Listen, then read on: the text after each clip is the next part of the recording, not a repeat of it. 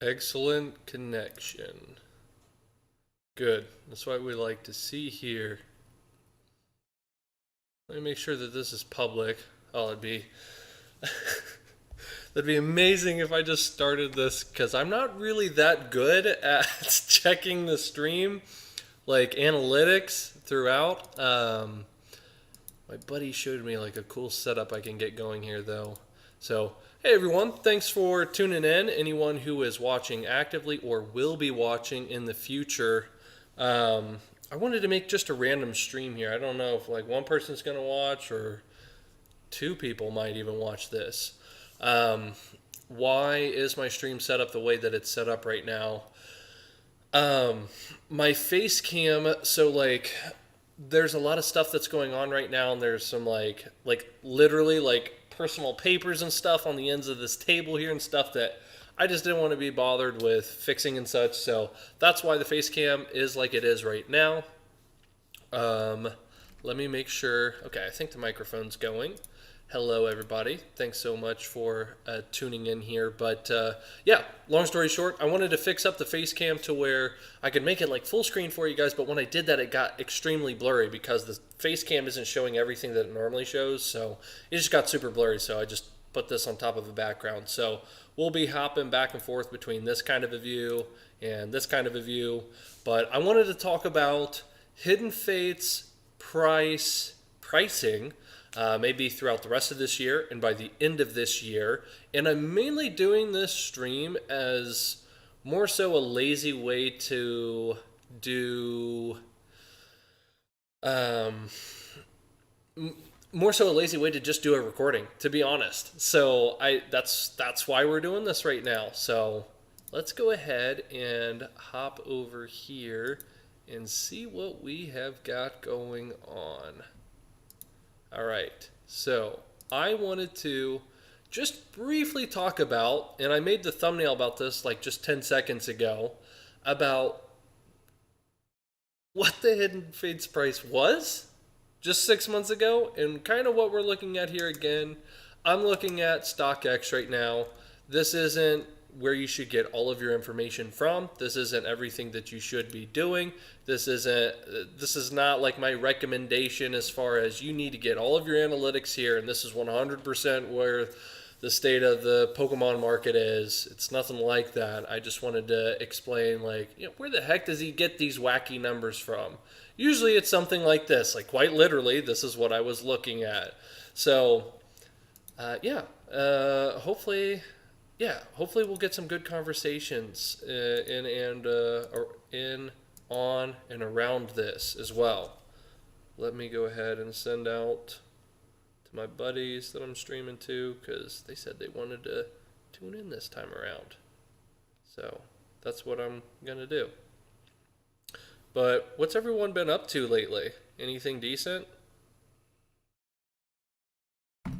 Hopefully, maybe. Let's go random stream. You're right. It is a rando stream here. Like I said, it's late at night. It's random. I didn't headline it. I'm literally not expecting anyone to really tune in on this on the live. I haven't been posting a lot of content recently, so I doubt that this will even get pushed out to people. But I thought, hey, you know what? It's a good lazy way to create some content, and it's just an easy way for me to get something out there for you guys that I wanted to talk about. So I wanted to talk about some Pokemon pricing and where I think things might be going down the line, and kind of like what we can expect throughout the rest of the year. So I don't want to bore you guys to death, but should I go over that like right away? Probably, like maybe I should. So here's a question that I want to ask you guys if you're watching either live or you're going to catch this back on the loop afterward. What do you guys think will be the price of a Hidden Fates ETB on average by the end of the year 2022? Now, we're totally speculating here. I'm not saying that you need to put all your eggs in the Hidden Fates ETB basket, but I think it might be doing okay by the end of 2022. Assuming that there aren't going to be any more surprise print runs of Hidden Fates. It's technically out of cycle now. Historically, Pokemon has not reprinted sets out of cycle like that. So if I had to say a number, which is what this stream's all about, just for fun here, if I had to say a number on this here, and kind of like what I have seen, what we're seeing now they're starting to sell like around the $150 mark, plus or minus. I mean, you're seeing this 142, but we're talking about like on eBay, and when you're looking on Facebook Marketplace in your local areas, and I'm sure that depends on your specific area as well, what we're looking at. I would not be surprised if Hidden Fates ETBs were $175 plus an ETB by the end of the year. Would I be shocked if they were $200 an ETB by the end of the year? No. Do I expect them to be? No, I don't. But again, I don't think people looking to hold a bunch of Hidden Fates ETBs are looking to, looking to, yeah, I don't see that happening. I don't see people buying a bunch of Hidden Fates ETBs and holding them for like 6 months and like, yep, gonna unload all my Hidden Fates product at the end of this year. So obviously that's not what this is about. Yeah, it's just kind of like a speculative deal here.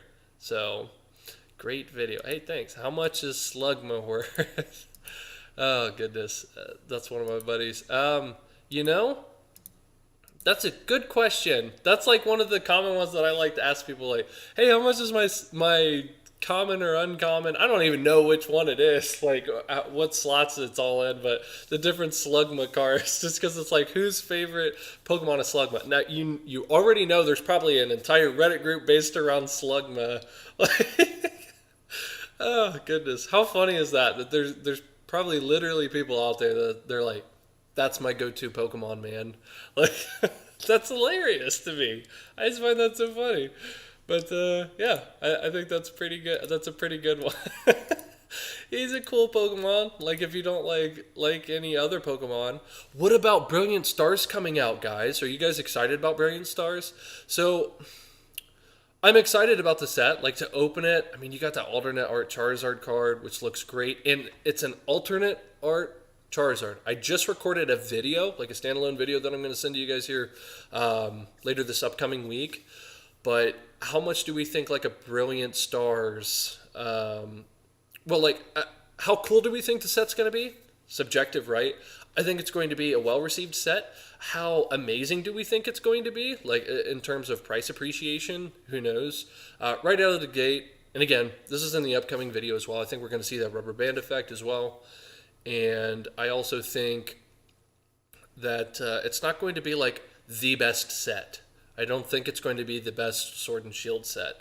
I think we already have seen sets better than Brilliant Stars, potentially.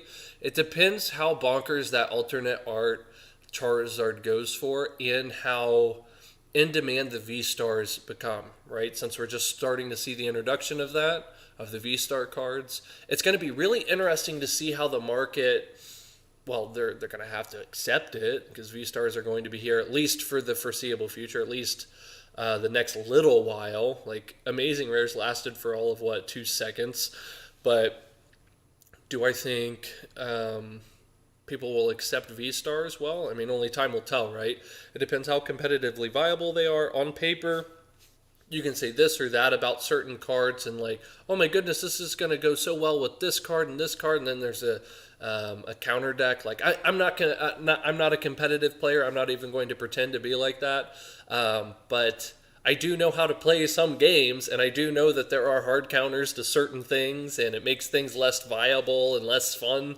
So do I think, like, from a competitive standpoint that V-Star cards are going to be great? I am probably like the least qualified person to talk about that, but I think from a collectability standpoint, it'll be very interesting to see how they're implemented moving forward. If they are an absolute staple moving forward, then yeah, probably the first set to implement them on this side would be an interesting play to hold it long term. But I'm not looking to pick anything up anytime soon as far as Brilliant Stars is concerned. I think it's going to be a completely fine set, but I don't think it's going to be a set to where I need to pick it up immediately on top of, instead of all of these other, in my opinion, amazing sets like Hidden Fates that have just rotated out of standard in what, in my opinion, is an absolutely amazing buy right now. Like, even still, like, it's crazy to me that you can look at charts like this and know what Pokemon has historically done and know that we're in a lull in the market right now, and this is where we're seeing the market go.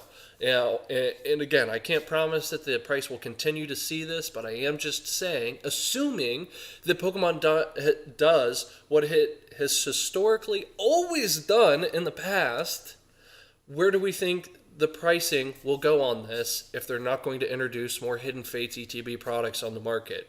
What do you think that is going to do with the price?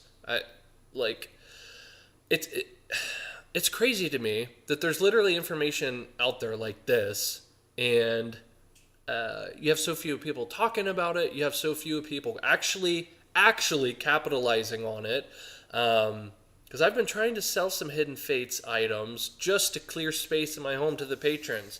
And I can tell you right now that not everyone wanted Hidden Fates. It was all gobbled up, but I'm just saying not everyone wanted Hidden Fates, which is crazy to me.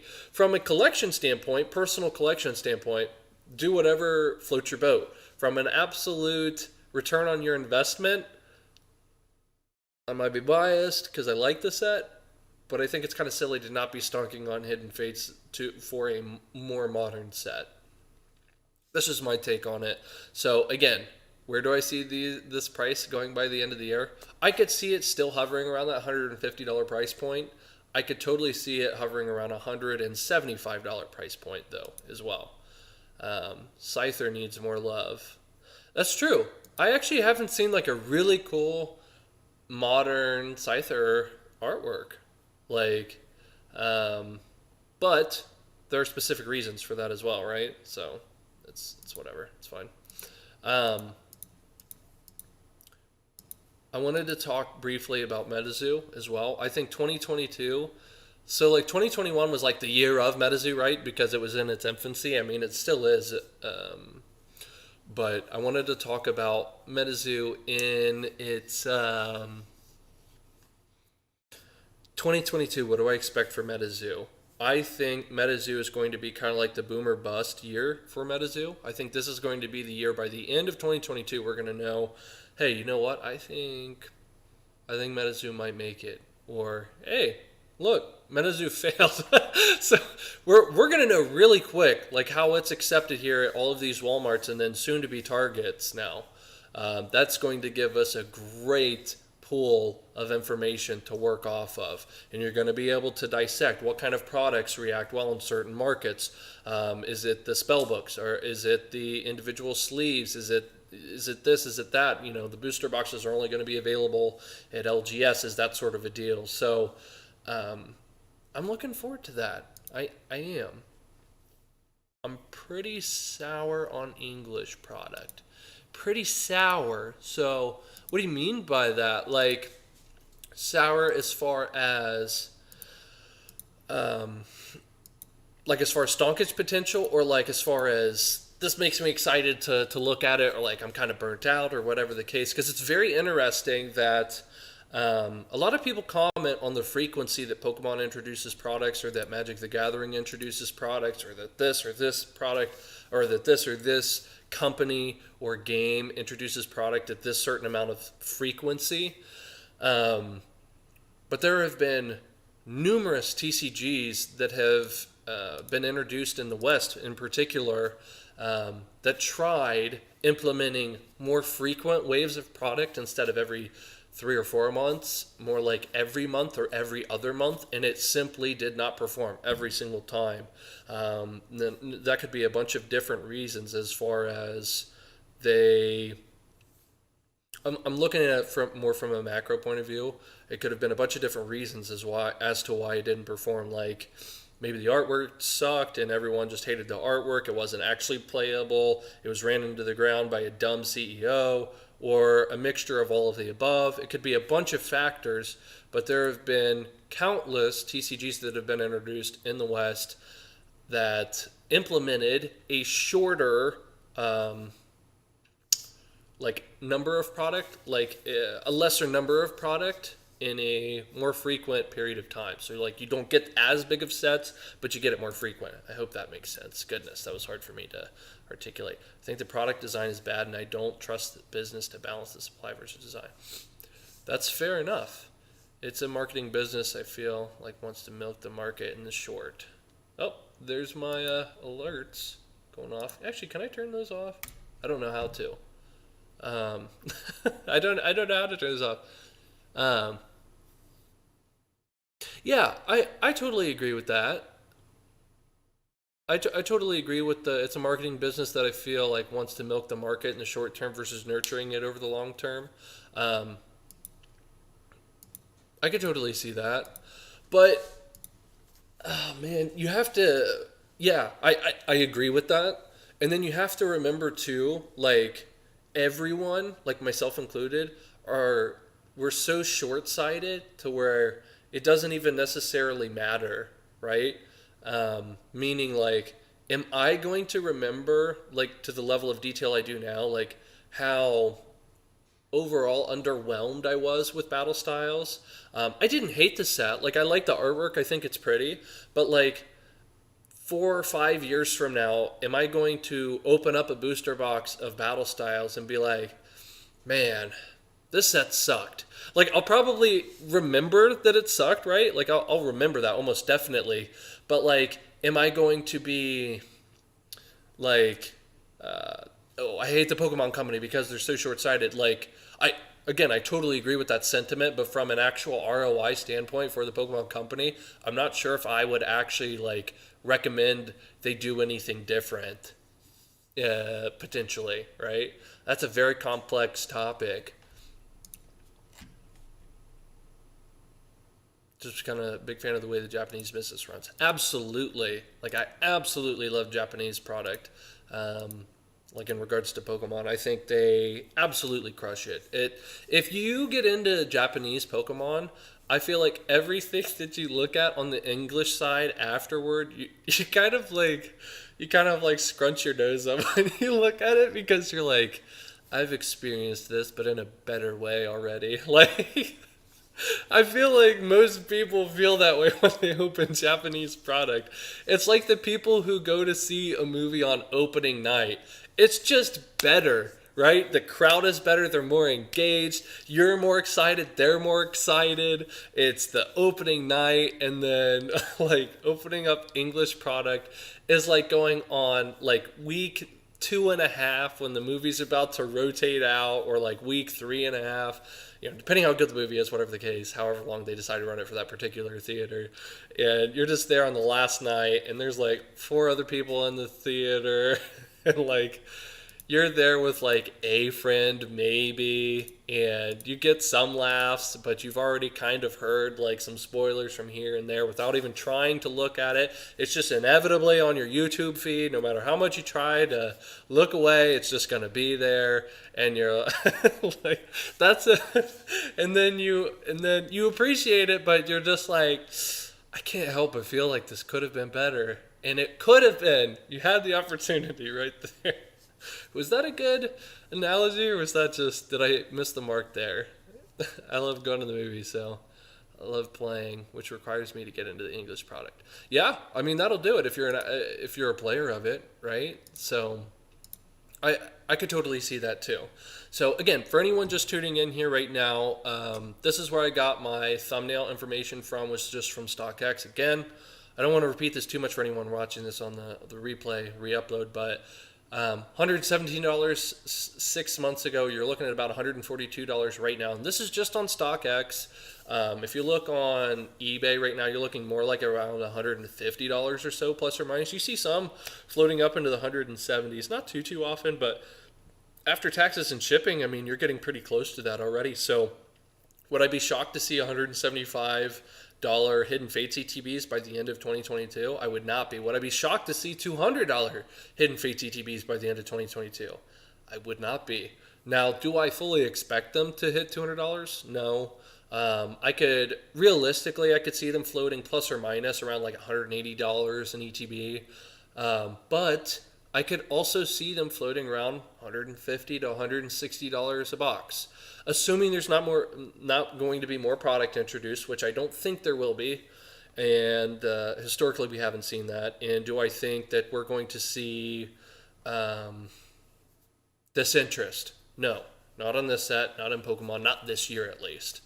However, MetaZoo, I expect to absolutely kick Pokemon's butt for 2022, assuming the TCG doesn't flop, assuming that it's received well at Walmarts and soon to be Targets. I expect dang near every new set from MetaZoo to absolutely crush Pokemon for comparing modern to modern moving forward. Because you have to realize you're looking at MetaZoo. How dare you compare it to Pokemon? But you're literally talking about base set and jungle and fossil, like right now. Like that's what you're talking about with MetaZoo when you're talking about Cryptid Nation and Nightfall and Wilderness, right?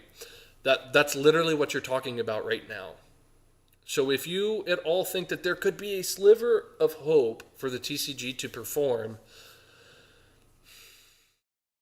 I would look at MetaZoo. If you don't like it, that's fine. If you like making money, I'm not saying you will make money. I would encourage you to do your own research and learn more about it. That is what I am doing. And full transparency, I expect to make a crap ton of money from MetaZoo in the next 1 to 2 years. Much more than I could with Pokemon. Because we're right at that. It's still pre-viral. I know that you guys see it all day, every day, and you hear about it all day, every day, even if you don't love it. I get that, but I wanted to explain this. It's still pre-viral. I think most people understand that. Like, who talks about MetaZoo other than this super duper duper niche group of people? It's pre-viral. So, do I think when MetaZoo sees a 20x in players and collectors by the end of the year, do I think that we'll see that reflected in the prices? Yeah, absolutely. That's Econ 101. That is literally Econ 101. Supply and demand. It sounds so cliche, but so few people, I guess, fully understand it and fully put it into practice.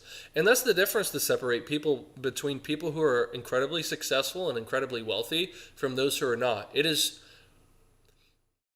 literally doing the work, the job, whatever it is, even if it sucks or it's boring after a certain point, and doing it for an uncommonly long period of time. For example, working out, right? Like, most of us understand how to work out. Like, you might not have the best form on the planet, but I guarantee you, even if you've never touched a dumbbell in your life, if all of you went to, if your goal for 2022 was to just get kind of in shape, I guarantee you, without even looking at anything online, you could get in shape if you just did stuff at home. You're like, I'm not sure if this is how you curl, but I'm going to do this every day. I'm going to do push-ups every day. I'm going to do sit-ups every day. I'm just going to run. I'm going to do a bunch of stupid stuff, throw a bunch of meat up on the wall, and just see what sticks at the end of all of this. And how much do you want to bet that you would look worse after that? How much do you want to bet that you would look worse after doing that? Was it the most efficient way to do it? Almost certainly not. Was it the most fun way to do it? Almost certainly not. But the fact that you stuck with it every single day and you did it and you did it and you did it, I don't want to swear on the stream. Freaking pick something and do it. That is it. That is what separates the best from the not so best. That's literally it. I've been blessed enough in my life to talk to people who are much smarter than I am, who are much more successful than I am, who it's always about the bigger picture with them. It's never, hey, oh goodness, this sucked last year. I need to really capitalize on this minute detail moving forward. It's never that. It's always the macro. It's always the macro. I think I've mentioned this before, but I need to say it again. If you mess up on the micro, that sucks, and that's something that you can work to improve on, absolutely. But you'll survive. You'll be okay. If you mess up on the macro, that's it. You suck. You're done. Somebody's beating you. Give up, right? Like, think about that. If you mess up on the macro, that's it. You've messed up. Like, you're not going to succeed. If you mess up on the micro, although it can suck and can be the difference between the 1 or 2% at the professional level, that's not going to be the difference maker for you, especially at the beginning. That's not going to be the difference between you having $100 in your bank account and having $100 million in your bank account. I've been blessed to be able to talk to people on both ends of the spectrum, and the mindset difference is fascinating. Very, very, very wealthy people. I'm not talking about like kind of wealthy people, like people who have like a couple $1,000,000 or something. I'm talking about people who make hundreds of millions of dollars a year. When you speak to them, they are so fascinating because not all of them are brilliant like you might think they would be. They're just very macro. They're very cut the jib. What are we looking at here? I want to hear it from you straight. And that's it. They're very good as far as reserving their time, their most precious asset, which is everyone's most precious asset. And it's just, what is the macro play here? So when I'm looking at investing for 2022 for collectibles or whatever the case, what's the macro play? What is the macro play? And this is kind of funny because I think the macro play is crypto. Like, I don't even think it. I know it. I know it's cryptocurrency. And I know that you guys are subscribed to a Pokémon YouTuber and a MetaZoo kind of channel, and I kind of suck at all of those things because I'm not an expert on knowing all of the Pokémon cards. I'm not an expert at knowing all of the MetaZoo cards. I'm not so good at that. I can promise you, though, that I look at the macro. I'm not saying I'm the best at it. I'm definitely not. But if you want to talk about like that I know how to make money, I know how to make money. I'm not saying I'm the best at it by any means. I'm certainly not. But I have a heck of a lot of fun talking about all of it. Guys, I went to Wendy's like right before this stream. I got a giant Dr. Pepper. This is going to be awful for me, but I'm looking forward to it. So we're going to be up a while streaming tonight, boys. My wife's not home. I'm unsupervised. We're going to have a good time. I'm going to read some comments here. What is your opinion on loading up on Darkness Ablaze right now? Dude, it's already kind of an old set, right? Like, it's really interesting. I just sold a booster box of Darkness Ablaze to a patron for like $99 or something crazy like that. I did not get it at that price. Like, it was a bit more expensive than that, but it's okay. This, I promise, I don't want to show my patron. I promise. I only have a couple slots left anyway. Like, I love my patrons, like, not in like a super gay way, like maybe like a little bit. No, okay. Like, I love them. Like, they wanted to support me. Like, I'm literally a nobody. Like, I'm literally a nobody, right? Like, I haven't like really done anything. Like, I feel like as far as value-wise for videos or whatever, like, yeah, I've made 80 videos, and if you think about the time that was invested in it and what I could have been doing with literally anything else in life to where I could have made so much more money than doing that, I really wanted to help them so much, and I was like, I literally cried when people signed up on my Patreon because it wasn't due to the money, right? Like, it's like, I make $10 a month from like a handful of people a month. Like, that's not life-changing money, right? Literally everybody in this stream right now is $100 a month isn't going to change your life, but it was like literally them showing tangibly that, hey man, I believe you, or like, hey man, I want to hear more about what you say, and like, that just like fills me up with like, I don't want to say pride, like kind of pride, like, oh, maybe I have been doing something good, but it's just like patting someone on the back and them legitimately like looking you into the eyes and like saying, I hear you, man, you're understood, I get you. Like, it's just, that was the first time that I've seen that from this channel, so I really appreciate it. And like I said, I'm not going to forget those first time subs, and I don't think that they have fully like seen yet hopefully the value that I've brought through the various videos on the YouTube channel as well as the Patreon. But like, it's just literally like, if they implement even some of what I said, like I really know, because I've seen it, that they could save hundreds of thousands of dollars. And even if they don't remember that it was from a silly video that I made, if they like literally another human soul is going to save, let's just say, thousands of dollars throughout the course of their life, which will turn into literally hundreds of thousands of dollars. Man, like, I know that there are other things that I could be doing, but that's one of the most productive uses of my time that I could think of. And it's just, I'm not going to cry on stream, but like, it just, I love it. I love it. Thank you guys. But to fully come back around to that question for Darkness Ablaze, I think the set's already getting older, and I think it's going to be super cool to see where it goes. I think Darkness Ablaze is going to be one of the best appreciating Sword and Shield sets for this reason right here. It's one word. Can you guys guess what the word is before I say it? For one reason why I think Darkness Ablaze is going to be a better performing Sword and Shield set. I want to hear it from the chat. I'll look at some other comments. English is going to the theater 2.5. So he's talking about English Pokemon. Gray says, English Pokemon is going to the theater 2.5 weeks in, but the movie has been combined with the sequel and half the story is still missing. Dude, that's perfect. Lord Bulbasaur, Joel, and Travis, you guys all got it right. It's the 100% Charizard. It is that simple, man.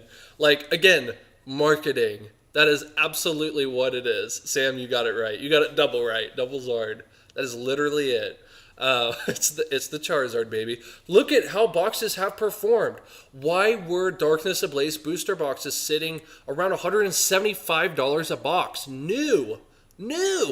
Because of freaking Charizard. Was it an amazing set? I don't want to burst your bubble if you like the set. Nothing against you. It's just, it's not that great of a set. But it's got Zard. Case closed. Done. Move on. It's going to be a good set.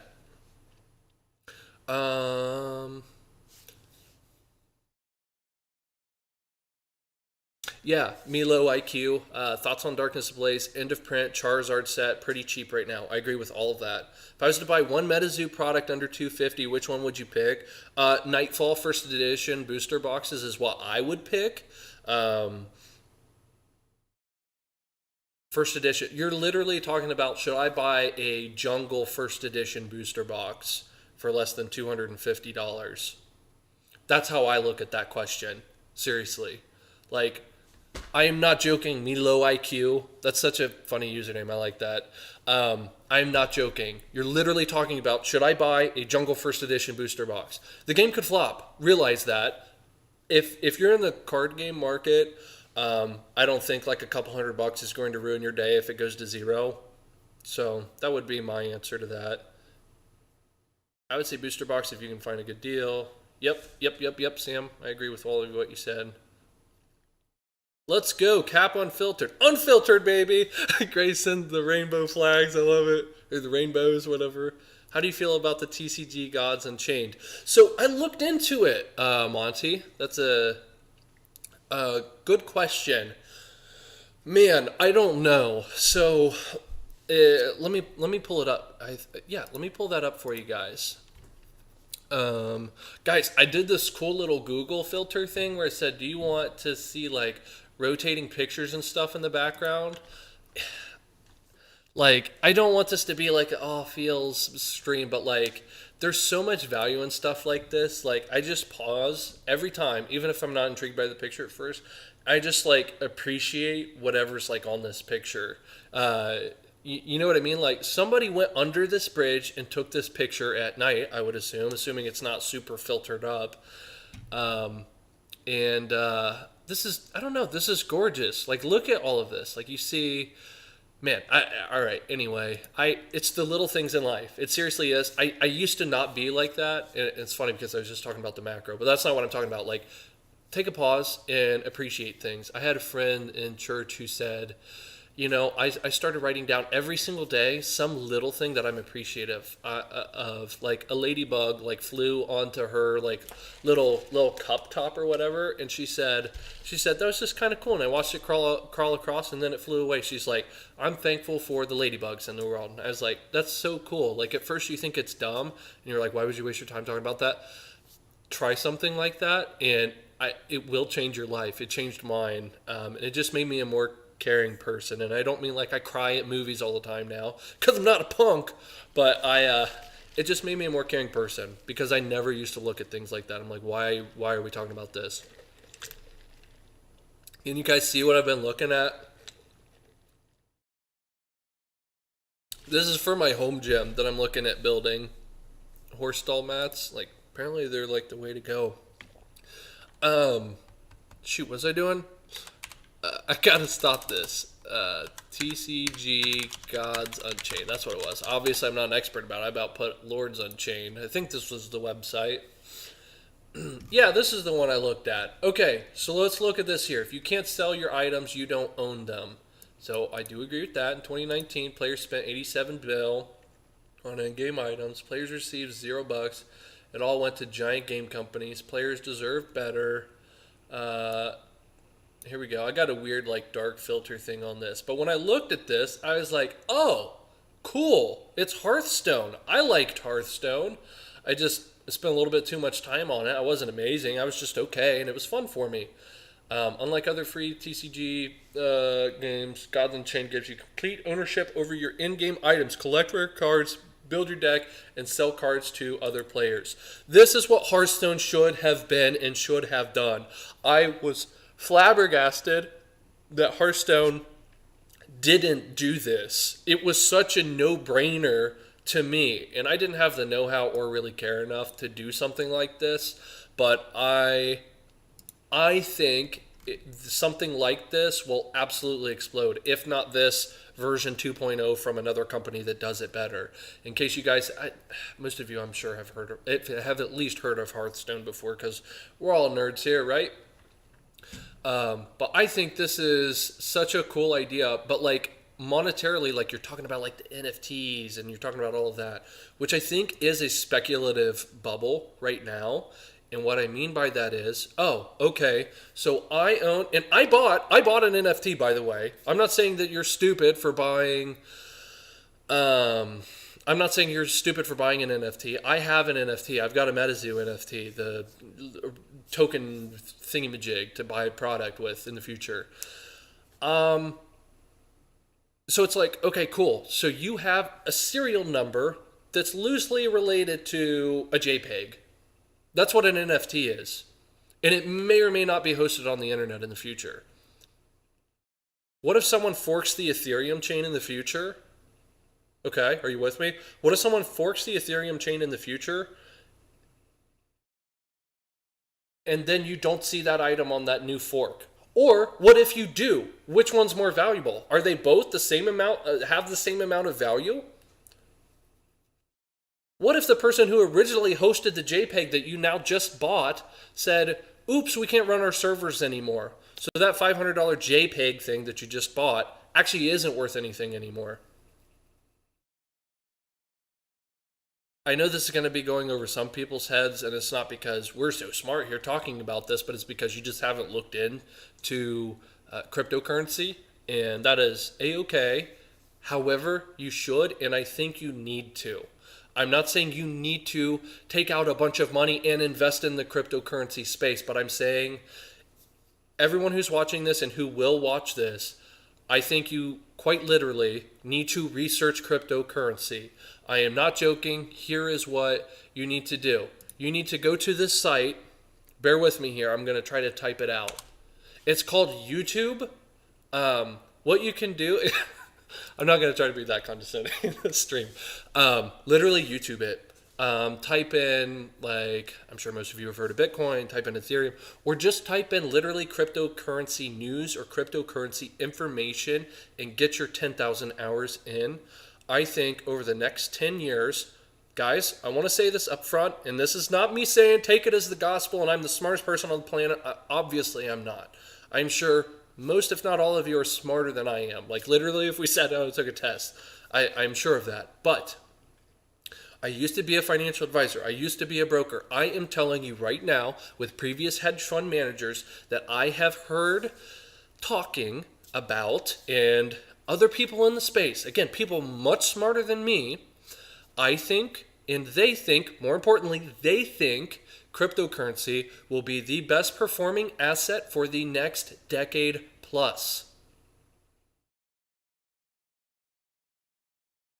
So you don't have to take my word for it. If you hear this from a hedge fund manager or from another financial advisor and they tell you, hey, I think this space is going to be the best performing asset for the next decade, wouldn't that at least intrigue you to do some research on it? And you may have looked at it in the past. I would highly, highly, highly encourage all of you to please at least research cryptocurrency, please. Funko makes it easy to buy packs, but to get money out or put money through WaxP is a total pain. Man, I wish I knew what you were talking about more, Bulbasaur, but I don't follow the Funko space at all. I'm just not interested in it personally. I know that there's a market for it currently. I have heard of what you're talking about before, but to be honest, I don't know what you're talking about. So that's where I'm going to leave that. But if what you're saying is true, which I'm sure it is, they make it easy to buy packs, but to get money out of or put money through is a total pain. That's an issue. That should be a no-brainer. Get it freaking fixed right now issue to me. What up, everyone? What's up, John? Hope things are going good. Shoot, what was I talking about? Guys, I have a squirrel brain. How's everyone doing? I hope you guys are doing good. Like, how are you really doing? Like, I don't want to hear that I'm doing good. Like, are you having a crappy week or month? Why? Like, you don't have to spill all your details, but I want to know. Like, I want to know. Like, I see you guys in chats, like other people's chats all the time. I just don't say much because I just don't want to. I just don't want to be that person who just talks in every person's stream all the time nonstop.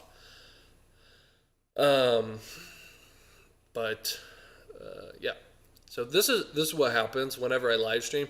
You get raw, uncut, Zach. Like the uhs and ums come out, and you get to see how dumb I actually am. Isn't that cool? I think it's cool. Like whenever I watch it back, I don't cringe at all. What? This is a Wendy's Dr. Pepper for anyone tuning in right now. It's very good, in case you were wondering. And I don't drink pop that much, so I'm going to be off my rocker.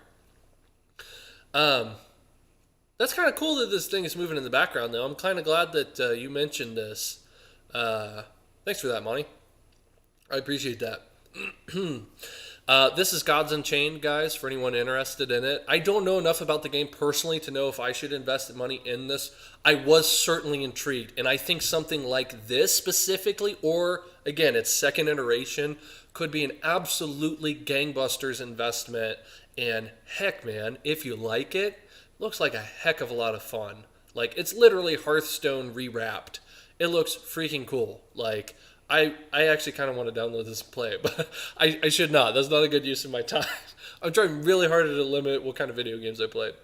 Like, as you guys can see here, I've got Destiny down here, Epic Games, Old School Buddy. Like, that's not even a good one. RuneLight is a better one. RuneLight's a better client now. If you know, you know. But let's talk about Pokemon still, some, and I want to talk about cryptocurrency as well. Let's talk about cryptocurrency some too, because a lot of people got some hidden fates jibber jabber at the beginning for you guys. I want to talk about cryptocurrency some more, because and please don't click off this. Please don't. I know it might not be interesting to you right now, but I promise you it can be. If you're interested in this channel and you're interested in it all, specking or making money potentially, I think this could benefit all of you mentally, from a mental gymnastics point of view, just having fun. I'm not guaranteeing anything, right? Of course, I can't do that. But you guys need to research cryptocurrency even more if you have already, okay? I am so excited about cryptocurrency because personally, this is me and my wife, we have seen over 100x returns in cryptocurrency. Okay? Over 100x returns in cryptocurrency over the last 2.5 months. And I'm not saying that I'm the best cryptocurrency investor. Actually, that's about normal. That's about normal for anyone not in the space. I'm going to give you a really high level overview really quick. Since its inception of Bitcoin over the last decade, well, really 13, 14 years now at this point, but over the last decade, on average, you would have seen a 200% APY from Bitcoin over the last more than decade. Do you know what the next best appreciating asset was? It was the NASDAQ, which crushed the S&P 500. And in NASDAQ, you saw a 20% APY. The S&P saw around 10, like you have always seen over the last century. And if literal hedge fund managers are telling you, I don't expect that to change between now and the next decade, literally well into 2030, would you not be intrigued to research it more? I'm not joking, guys. I don't think you can afford not to.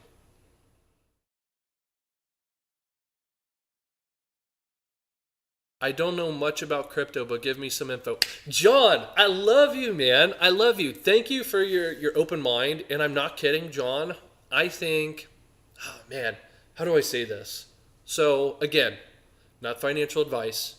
I am not telling you that you're going to make or lose money on this. That depends on you and the market and a bunch of other factors that I have no control over and that you have no control over.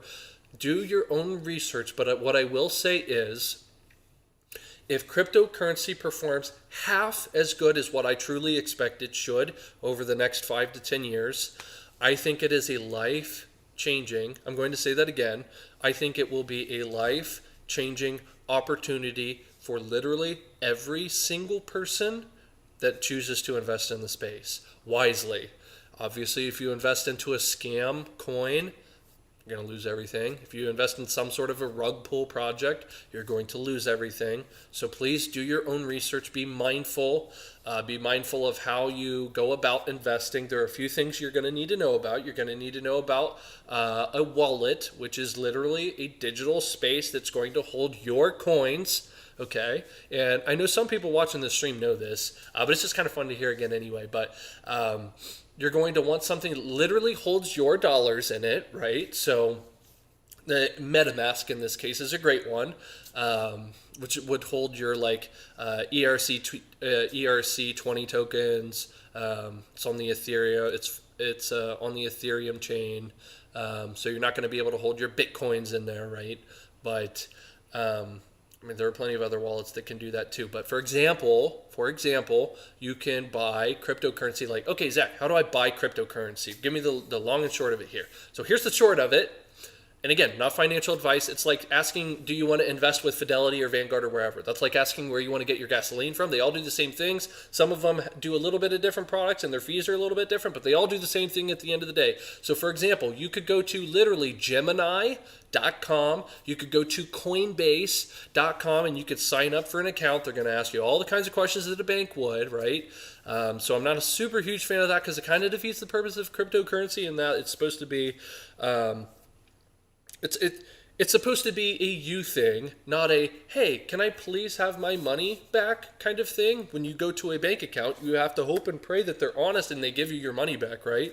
So that's the cool thing about MetaMask. It's your keys. It's going to be your coins. You can spend it how you want, when you want. You don't have to go through a process of verifying your driver's license or anything else. You just go into MetaMask and then you can withdraw your money. You can send your money off to Uniswap or anything else that you'd want to. It is an absolutely fantastic deal. Now, how do I on-ramp onto, how do I change my fiat dollars, which would be like your US dollars, your euros, whatever the deal, whatever currency you're working with. how do I change my francs into cryptocurrency? Go to Gemini.com, to go to Coinbase.com, create an account, put your money in there, whatever you want it to be. You can link up your debit card, credit card. I would be careful on the credit card bit because usually they charge you horrendous fees. I would literally look at either a debit card or just hooking up ACH path to take your money from your bank account into that exchange. When you do that, it's going to ask, do you want this to be put in here into USDC, right? Which would be a coin, or would you want it to be put into Bitcoin or Ethereum or whatever the case? You choose that coin. For example, I would put that money into Ethereum sometimes, and then I would then withdraw that money out of Gemini, and Gemini gives you 10 free withdrawals per month. So I would use one of those free withdrawals and put it into my MetaMask wallet, right? And that's kind of how that works. So I just want to give you a quick scoop on that. How do I do this thing? And those are some things that I wish that I would have known up front, like right away in the game, instead of spending so long, because I didn't really watch good videos on that. And I see people are already starting to drop off from me talking about that, which is an absolute shame. But I hope that, I really hope that brings some value to some people. Okay, let's read some more Pokemon stuffs. So, like something like Gemini, MetaMask, that's where you can do the dirty on some of those things, and you can do a lot from there, depending on the coins that if you would have literally just bought and held Bitcoin, if you would have been the guy who bought 2 pizzas, the first purchase with Bitcoin, 2 pizzas, which was worth 10,000 Bitcoins back then, you're looking at nearly $500 million today, like over $400,000, like over 400 million, right? 400 million. Yeah. Bro, what the heck? That makes me like shudder thinking about that. Okay. Hey, Milo IQ, definitely okay. I don't know much about crypto, but give me some info. Do you think ETBs will continue to outperform booster boxes to the degree they have in the past? Seems like they may start seeing even more reprints. Man, Travis, that's the $1 million question. I wish I knew the answer to that. So right now, I think the play would be booster boxes, like right now. Because you're literally getting them 50% off of MSRP, we are not getting ETBs 50% off MSRP. Most places are not selling ETBs at a significant loss.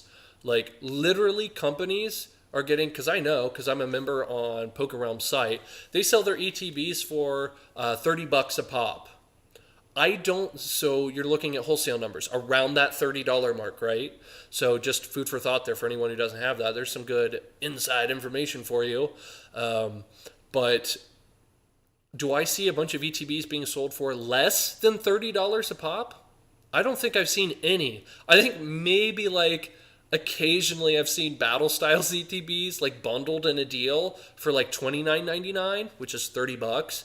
But I do not think, like I have commonly been seeing ETBs still selling for $40 new, even the crappier sets. So I think booster boxes are the play from a percentage increase standpoint, just because of how stinking low they are. Like I don't know if people realize how incredibly discounted booster boxes are right now. And worst case scenario, you're going to have way more to open and they're going to be cheaper packs. So I think for now, at least for the foreseeable future, booster boxes could totally be the play. Because I mean, you're looking at booster boxes like what? I literally passed up on the opportunity to buy Fusion Strike booster boxes for $74.70 shipped earlier today. I literally passed up on that opportunity. That is 50% under MSRP. We're not seeing ETBs being sold for 50% under MSRP. Are you seeing $19.99 ETBs being sold? If you are, please let me know where they're at. Like maybe you can get some cases on that deal for like maybe Battle Styles. I have not seen that, like even once. I have not. And I'm into this hobby. Like I look for a lot of stuff. Like I'm in quite a few communities, so I have not seen that. So yeah, man, I think I think I think booster boxes are the play right now from a sealed collector standpoint, and I think slabs can be even a better deal, or like raw cards because of all of these cards being returned from PSA in particular. So yeah, have you seen EV Premier boxes where you're at? I haven't. No, um, I forget. A really close buddy of mine, Alan. Um, yeah, I he's seen them. I have not. I haven't seen them yet. Um, you can pick one, and you. Okay, you can only pick one. Lord Bulbasaur, I think, is given a game. You can only pick one, and you have to sell it 5 years. One Nightfall First Edition booster box, or $250 worth of Bitcoin. Bitcoin, 5 years, yeah, Bitcoin. No, no question. Alan Duran, yeah, okay. Uh, Hang on, I thought Jake bought Chilling Rain for 72. He said can't find those prices in Canada. Yeah, I think it's like really a U.S. thing from what I've seen. Shovels. I hope I pronounced that right. Um, I have only the best price I have seen was $71 or $70 shipped, and it was battle styles like in cases. But I've only seen that a handful of times. And then the next best today, they were selling Fusion Strike boosters individuals, $74.70 shipped. But again, in the States. And well, I guess individually is kind of a lie. You had to buy three or more for free shipping, which, I mean, you should absolutely do the free. Not so bad on the print. Not so bad. Well, hey, I tried. Maybe it's like Chevals, or maybe I'm just getting worse. I'm going to stop while I'm maybe ahead. Um, Going forward for MetaZoo as an investment, would you ignore all supplemental products and only focus on booster boxes? Since babies, booster boxes, seem they may only go toward LGSs. I kind of zoned out through half of that, sorry. Going forward for MetaZoo as an investment, would you ignore all supplemental products and only focus on booster boxes, since booster boxes seem they may only go toward LGSs and supplementals will go big box? Oh, okay, yes, I see what you're saying now. So essentially, Sam is saying, do you think, since only LGSs are getting booster boxes, because I had a hard time understanding this question for some reason, I can't read, I guess. Only booster boxes are going to LGSs. Do we think that that's going to be a better investment than like the other, like the blister lane packs and those sort of deals that will be at LGSs, and they'll also be at the big box stores like the Walmarts and the Targets? So yes, absolutely. I think booster boxes in particular for sealed product would absolutely be the play. I don't even think that's necessarily speculating. You're just talking about less versus more. Do I think the product of lessness will be worth more than the products of moreness? Yeah, unless there's something really unusual about the blister lane packs that have an unusual error or something like that, then we're talking about something different. But in general, yeah, I think booster boxes are going to be the play, no doubt. Yeah, I agree. I've been buying booster boxes just because they're so cheap. I did find a case of Evolving Skies ETBs for 25 a piece recently, though, believe it or not. Whoa, nice. I would say I believe it, man. Like, just because I haven't seen it doesn't mean I can't believe it. Like, I could see that. Because Evolving Skies, like, it tanked in price. Like, it got crushed. And there are a lot of people in the community that simply don't really care for it. I think it's a cool set. I don't think it's the best set, but I think it's a really cool set. I mean, you're talking about all these classic, classic E Pokemon, like all these different Eevees. I thought Evolving Skies was cool, and I think people, when they look back on it, they're not going to remember the prices that we're talking about right now in this moment, right? Like, are you going to remember this 4.5 years from now? Probably not. Like, you'll remember the gist of it, but you're not going to remember, oh yeah, Evolving Skies because of XYZ. You'll just look back on it from a macro point of view, probably, if you're anything like me, and think, yeah, no, the set was overall pretty good. Um, this side of the border, lowest I've seen equivalent is 95 to 100 US. Once in a while, someone will panic sell for lower, but it's gone quick. I could see that. I mean, I wouldn't know. I don't live there in Canada, we're talking about, but I mean, even still, that's a fantastic price if you ask me. So $100, like, man, you can buy booster box cases pretty cheap sometimes on Facebook groups. Even if you're in Canada, you can get in the low 80s. Whoa, I didn't know that. Saw two, but it's gone instantly. In stores, it's 95 to 100, as they said. I could see that. Like from an actual, can I get my hands on it, like without having to check my computer every second and check out every ding I get on Facebook Marketplace? I could see that as well. So, yeah, that kind of stinks. But I mean, I guess it only stinks if you like really want that product bad, which I mean, I guess some of us do, but I'm not desperate for any of this modern product right now, especially not from an investment standpoint. Do I think that we're going to see $75 shipped on Chilling Reign booster boxes at the end of the year? I don't think so. Am I expecting it to still be in print? Yeah. Do I think that we're going to see 75 shipped by the end of the year? I don't know about that. So from a percentage increase standpoint, is it okay to buy some now? Yes, but also the other thing you have to ask yourself is too, could I have done something better with my money during that time too? I also think yes, you could be. I'm a little behind in the video because I was on a call, but trying to catch up. You convinced me to look more into crypto. Yes, John, yes. Please, my man. I'm not saying you need to put a dime in it, but please, please, please, please, at least research it, man. Please, please. I have, you guys know this, right? Like, I have zero to gain personally from you guys investing in crypto or not, other than the satisfaction of if you do it right and do your research, and if it does what I think it will, not guaranteeing anything, I think it could be an absolutely fantastic investment. Yeah, I'm more focused on cheap, raw, and undervalued slabs right now. That's an amazing play.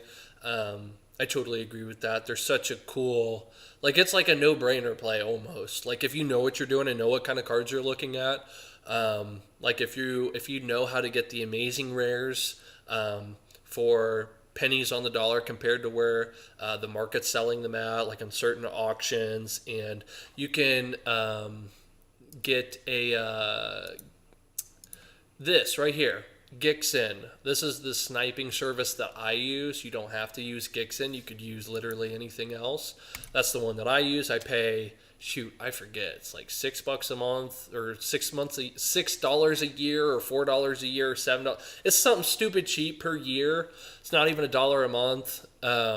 And it will like snipe products for me on the eBay marketplace. And I just say, hey, here's the top dollar amount I want to put in on it. So that way I don't have to stay up till 3 in the morning watching a product hitting snipe, which I'm sure most, if not all of us have done at some point or another before we found out about sniping services. But yeah, guys, I think we're in a fantastic spot right now. Like literally all the guys that, and I've seen, I want to say all of you, or at least most of you in all kinds of chats and other places before. I really think that we're all in the best time, right? Like right now. We're like literally, would it be this way for you guys? Yeah. We're literally like here, like right now. I'm not saying this is the absolute bottom, but yeah. We're literally like right there. We're right at that honeypot moment where this time last year, January 15th, last year, we were at this point saying, man, this sucks, dude. I can't wait until things cool down. We're here. Here it is, guys. Rejoice.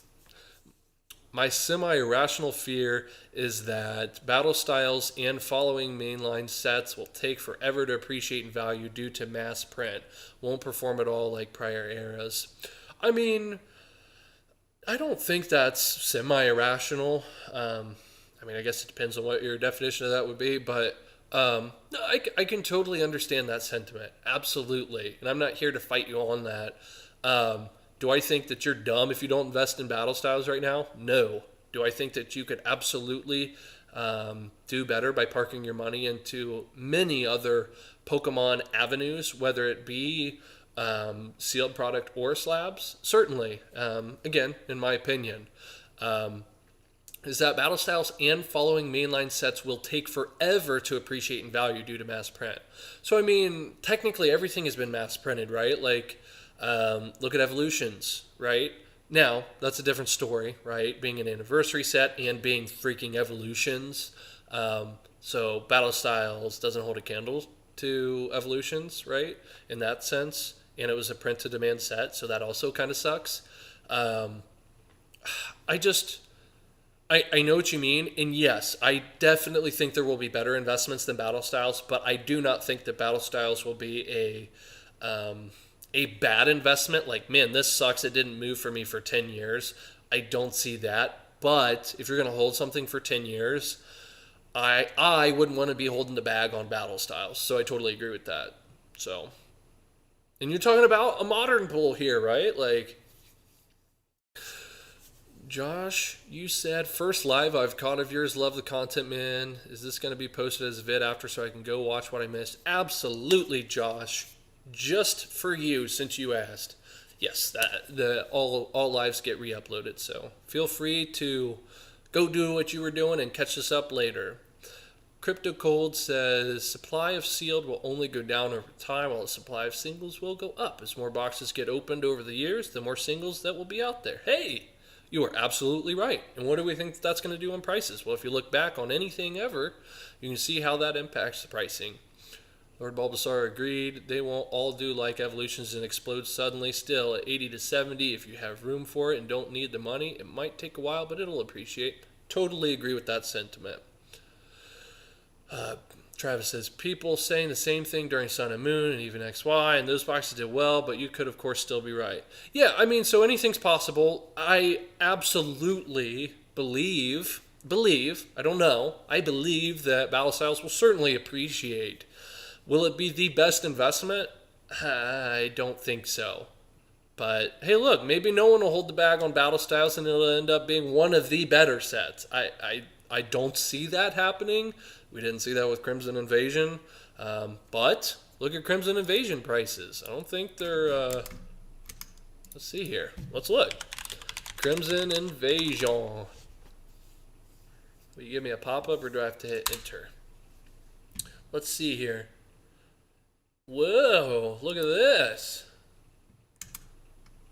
Let's look at... These are Crimson Invasion booster boxes in case you missed it. Let's go 1 year maybe.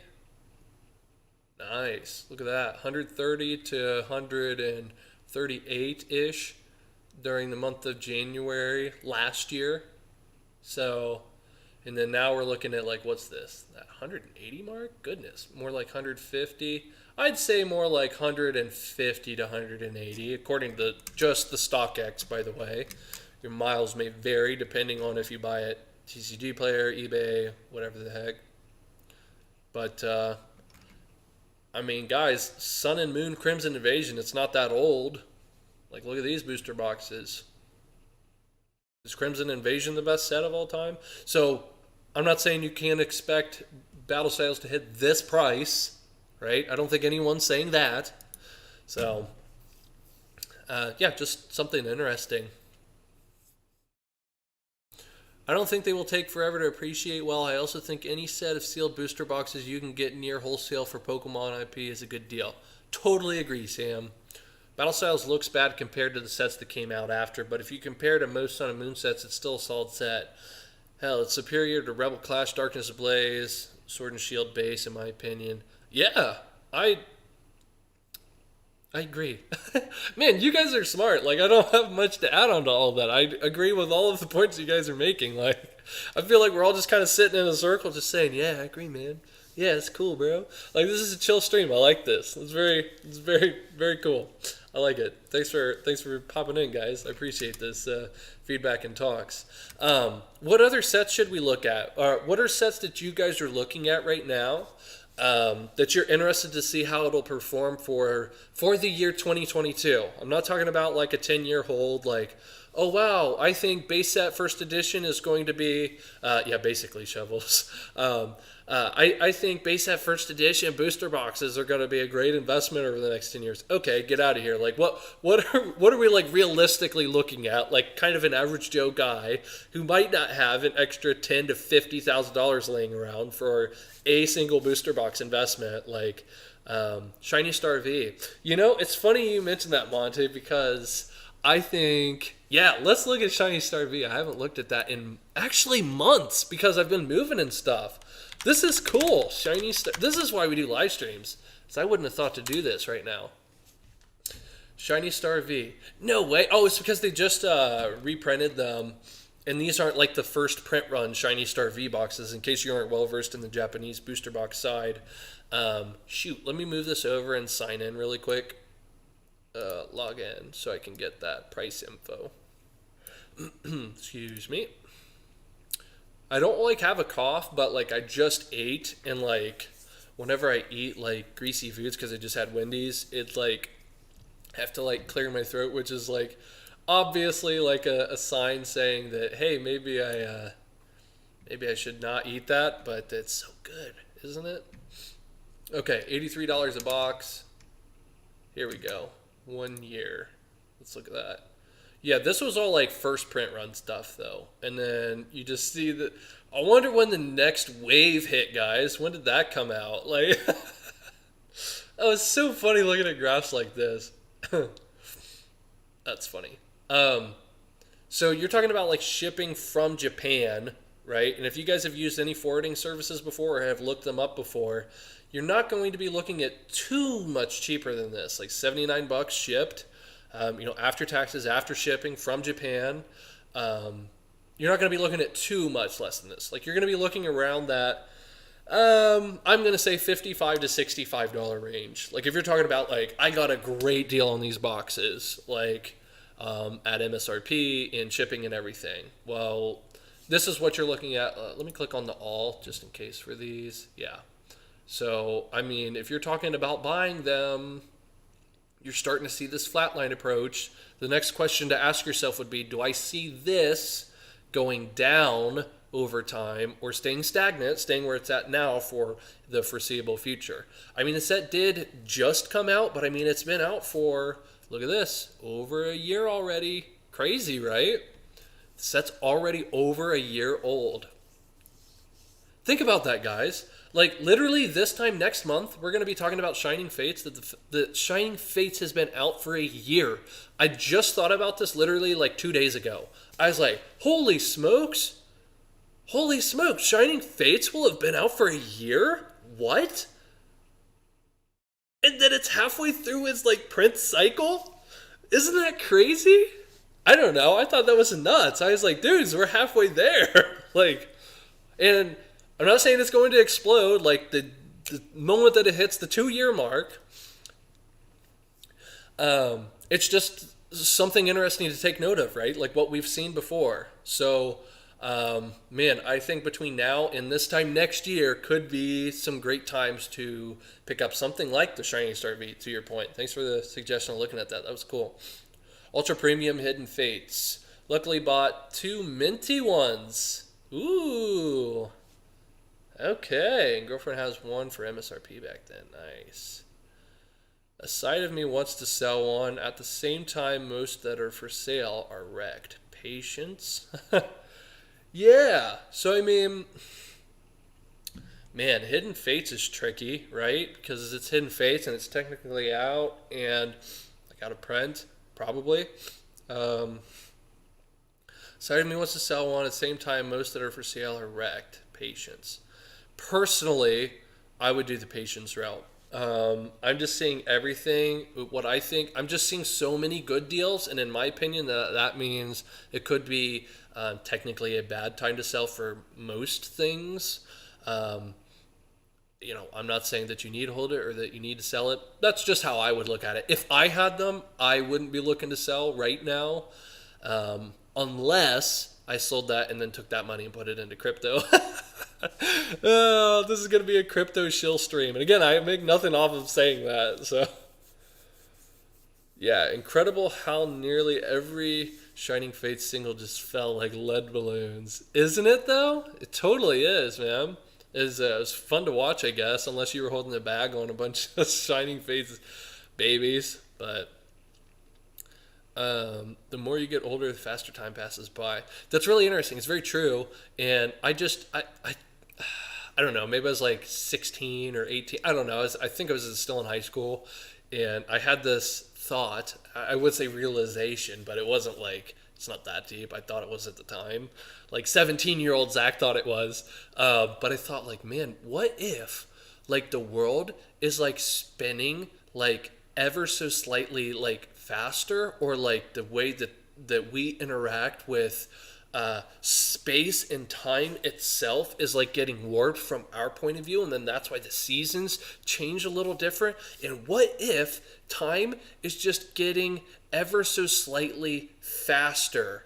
I was like, I wonder if that's it, because time for me is moving a little bit faster now. And then I forget who said it in what book or what interview, and it was something to the effect of, no, that doesn't like really happen to our knowledge, but it's when you get older, when you're 20, when a year passes by, that's 1/20th of your life. When you're 60, that is 1/60th of your life, right? So it's a smaller speck of time. So it's just, in that percentage-wise, just doesn't, right? So I just thought that was interesting. I was like, oh, yeah, I'm dumb. So does anyone think about that? Like, 1 year is 1/16, 16, 30. Hey, that's funny. We said the same thing. That's good. Yeah, that's totally what it is. Mm-hmm.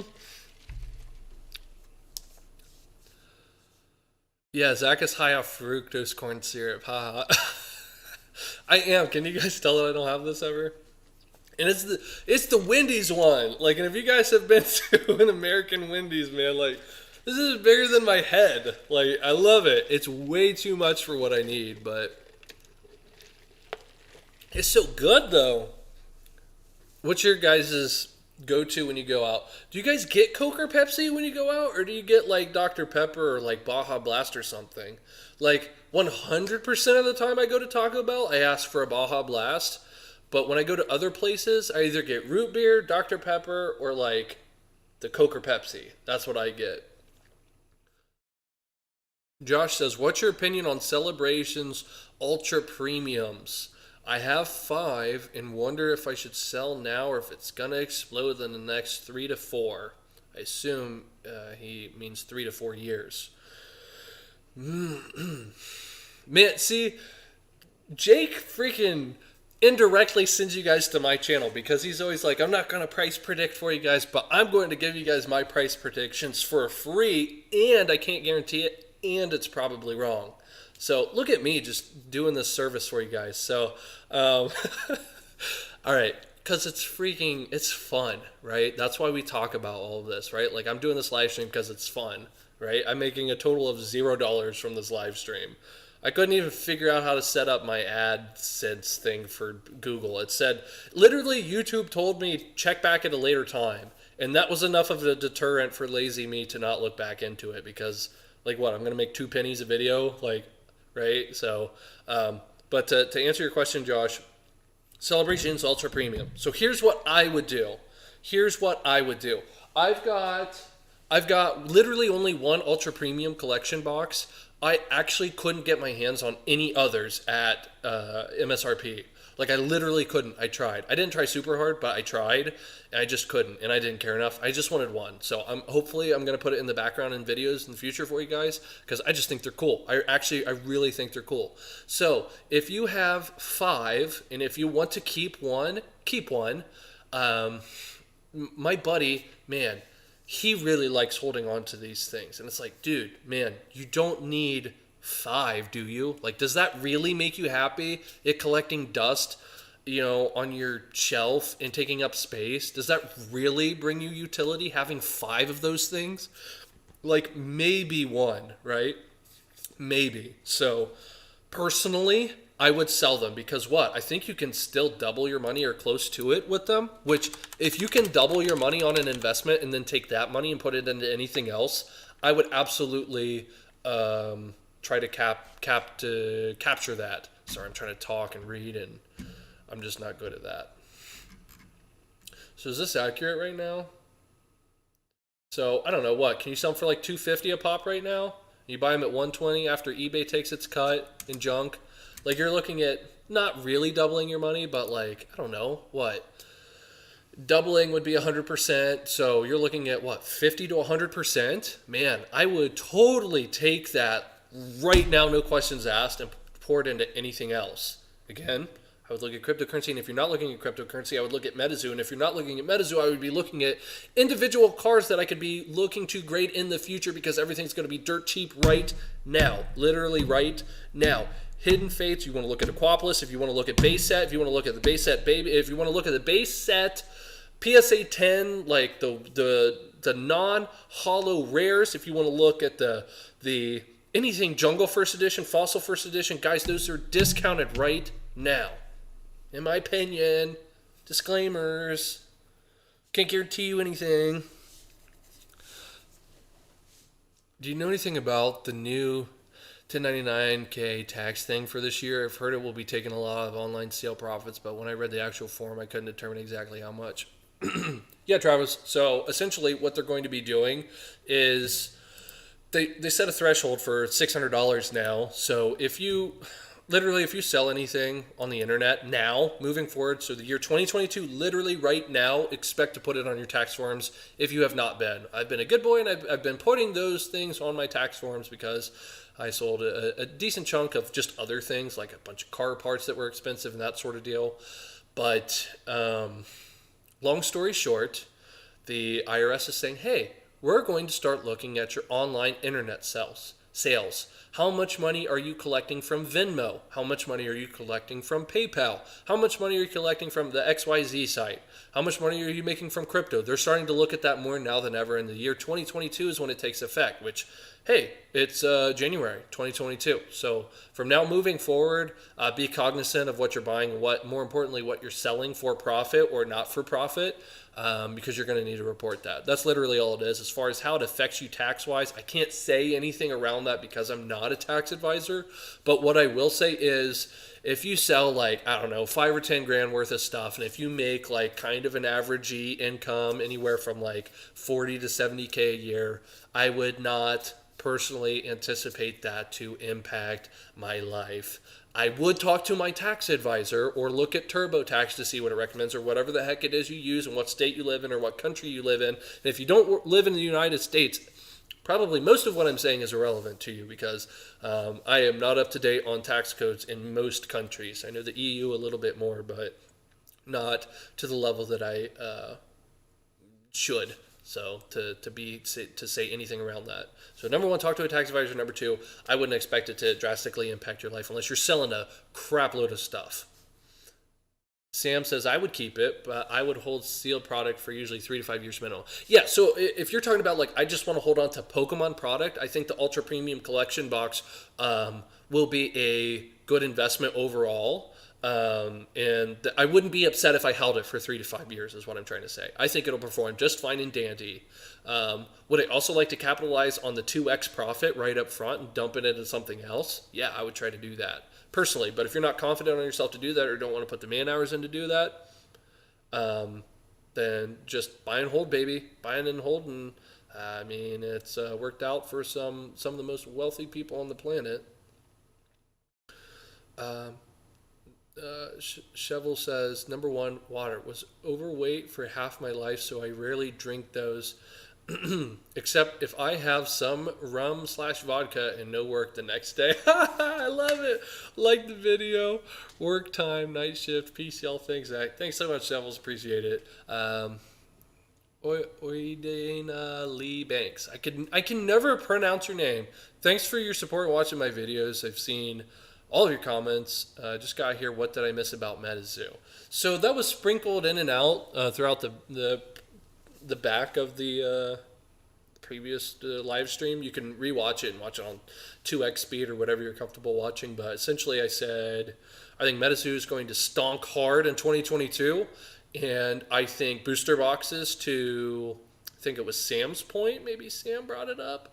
That I think booster boxes in particular will be the sealed product to hold, because you're only going to see that from LGSs and not in the big box stores. Like booster boxes for MetaZoo will not be in Walmarts. They will not be in Target. So they will be less, like just sheer numbers wise. So if I'm looking at blister packs to invest in at an LGS, when they're also available in thousands of Walmarts and soon to be, however many targets there are in the world, I don't know how many there are, but I'm sure a ton of targets, then yeah. So, and as long as MetaZoo doesn't flop this year, which I think is going to be one of the, this is a crucial moment for MetaZoo right now. That's kind of what I was looking at. But back to Pokemon here. What do I think about? Let's see here. What do you guys think? Let's look at these bad boys. What's your fave crypto coin? Do you think they'll track each other, rising, falling for the most part? That's a great question. So yes and no. It's hilarious how much Ethereum has tracked Bitcoin's performance like at its particular year mark in infancy, year 1, year 2. It is hilarious how they were practically identical. If I would have shown you the graphs separately, you would have said that's the same graph. So yes, I think so, because when you're looking at it from an algorithmic standpoint of view, yeah, I think they absolutely will. Now, not all of them will, and most of them will be rug pulls or scams or just flat out won't work, or they don't perform well, or whatever the case. Their code is bad. They can be hacked. So, I mean, like 99% of the coins in the crypto space right now are scams. So, like, and I don't think I'm exaggerating. So, yeah, but the good ones, like the legit ones, yeah, I think that they're going to track each other pretty well. It's kind of like the S&P 500 in that sense. It's crazy to compare something so new compared to that, but I feel like we're already at that point. It's crazy, right? I adjusted my mic, guys. My mic is like down here now, like closer to my face. I don't know if I sound different or better or worse, but I like the layout better. It's closer to me now. Do you think Bitcoin and ETH track each other because of volume from institutional investors and algos? Yeah, absolutely, man. Absolutely, Sam. Because, I mean, yeah, that's pretty much exactly what I said just a second ago. So, you've got whales investing publicly and privately in them so that you don't even know particularly what, like, I don't want to say think tank, but a group of investors are doing, because that there are literally groups of wealthy people that get together just to invest and to either build a sell wall, which is in, I'll type it out here. It's literally called a sell wall, which is when this is when you have to have gobs of money, right? And what happens is a sell wall is when can I Google that for you actually? Let's Google a sell wall for you guys. You guys are going to learn something today. Sell wall stocks. Images. Here we go. This is a sell wall and a buy wall right here. Man, look at that. Boom, baby. So this is literally when people put in different bids and asks, okay? And what they're trying to do is literally artificially create a sell wall here. But without you knowing, us small fry, we don't get notified of this. We just see this on our Coinbase chart or whatever, right? And you see this sell wall and you think, oh my goodness. And you're looking at the price here and you're like, what does it look like for the last week or whatever? I can't even see if there are dates down there. There's not. So, and you're looking at like, oh, what's it been the last week? Oh my goodness, now's the time to buy. And they literally unload everything on you. They literally can pump and dump their own stock or someone else's stock when you have more money than God to play with, which a lot of billionaires do. So it's really interesting because there are buy walls and then there are sell walls. See these buy orders, sell orders, a sell wall at 250, and there are, my goodness, there's so much that we could learn around this. I don't want to bog this stream down too much for you guys, but there's some stuff for you guys to Google if you're more interested in that. Like I said, I want to kind of keep this somewhat light and fluffy for you, but yeah, so there's some info for you, guys and gals. Guys and gals? Yeah, that works. That works.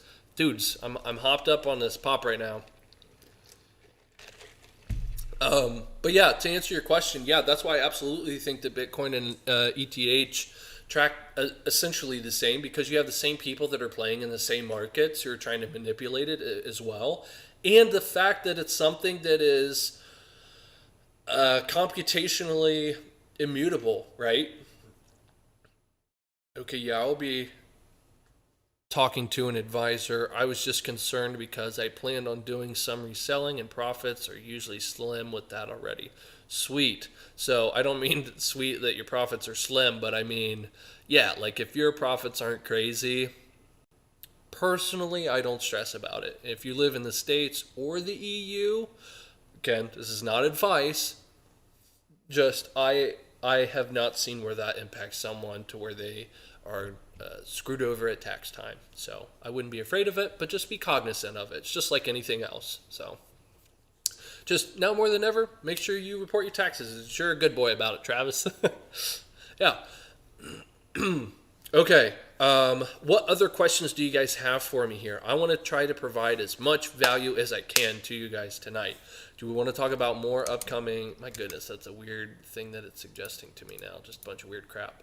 Do we want to talk about more products like this? Or do we want to talk about older product? Do we want to talk about new sealed product? Do we want to talk about upcoming sets?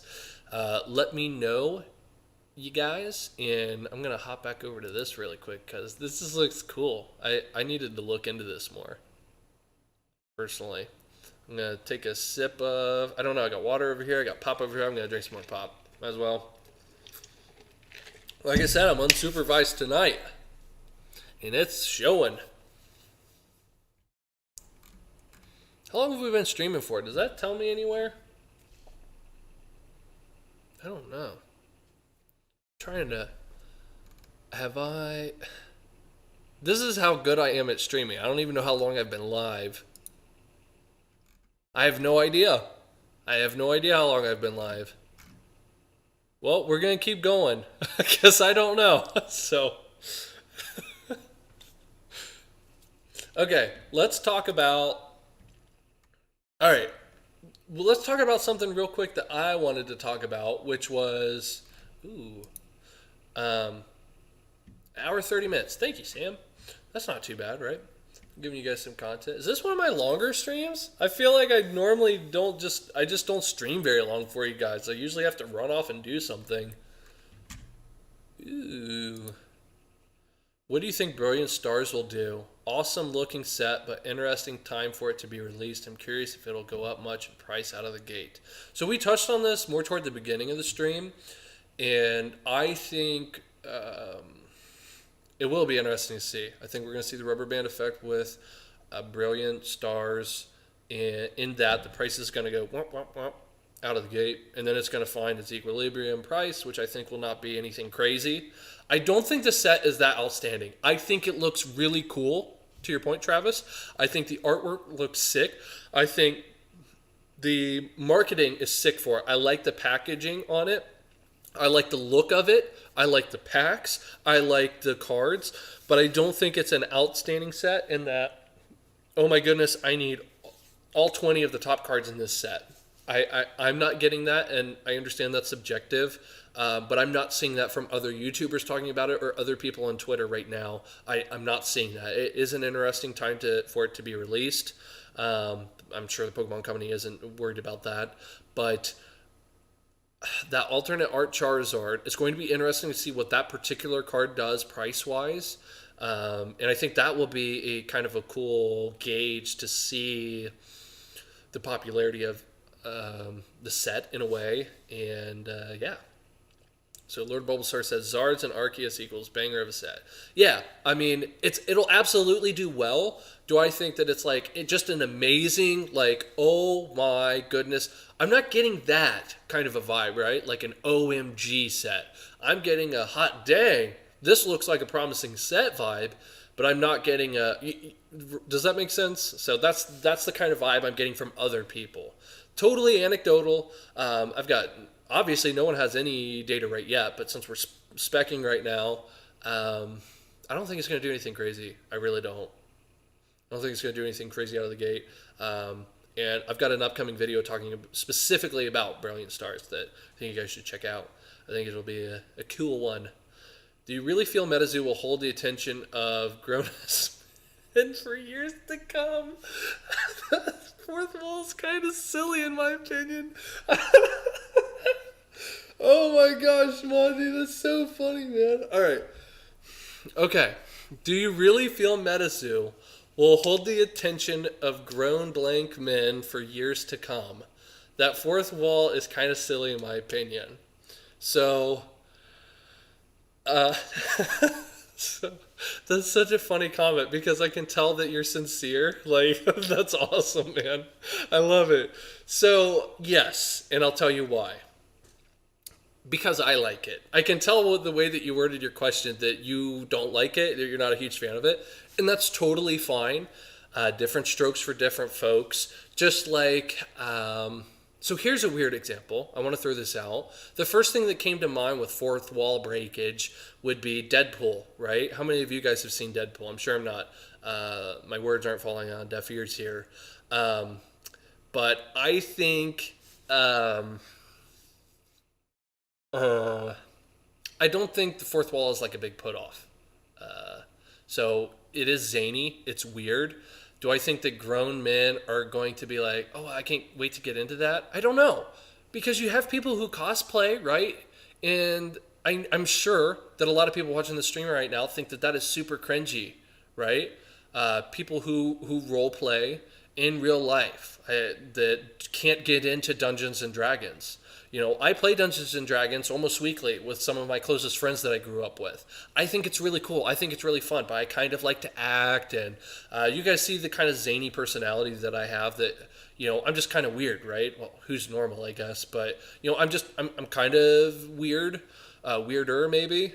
You know, so I don't see the fourth wall being the reason that MetaZoo doesn't perform, I suppose.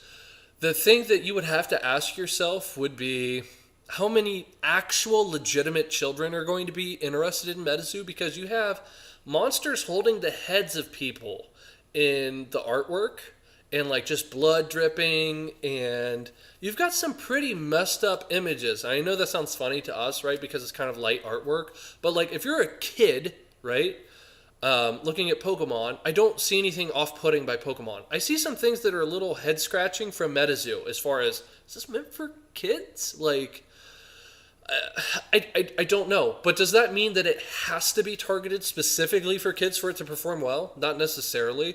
Does it have to be targeted toward adults for it to perform well? Not necessarily. Does it have to be competitively like playable, like, or just playable in general for it to be viable? Not necessarily. Does it have to be completely collectible for it to be a good investment or a good TCG for it to live a long time? Not necessarily. It can just kind of check all of those boxes, right? It can kind of be a hybrid from those.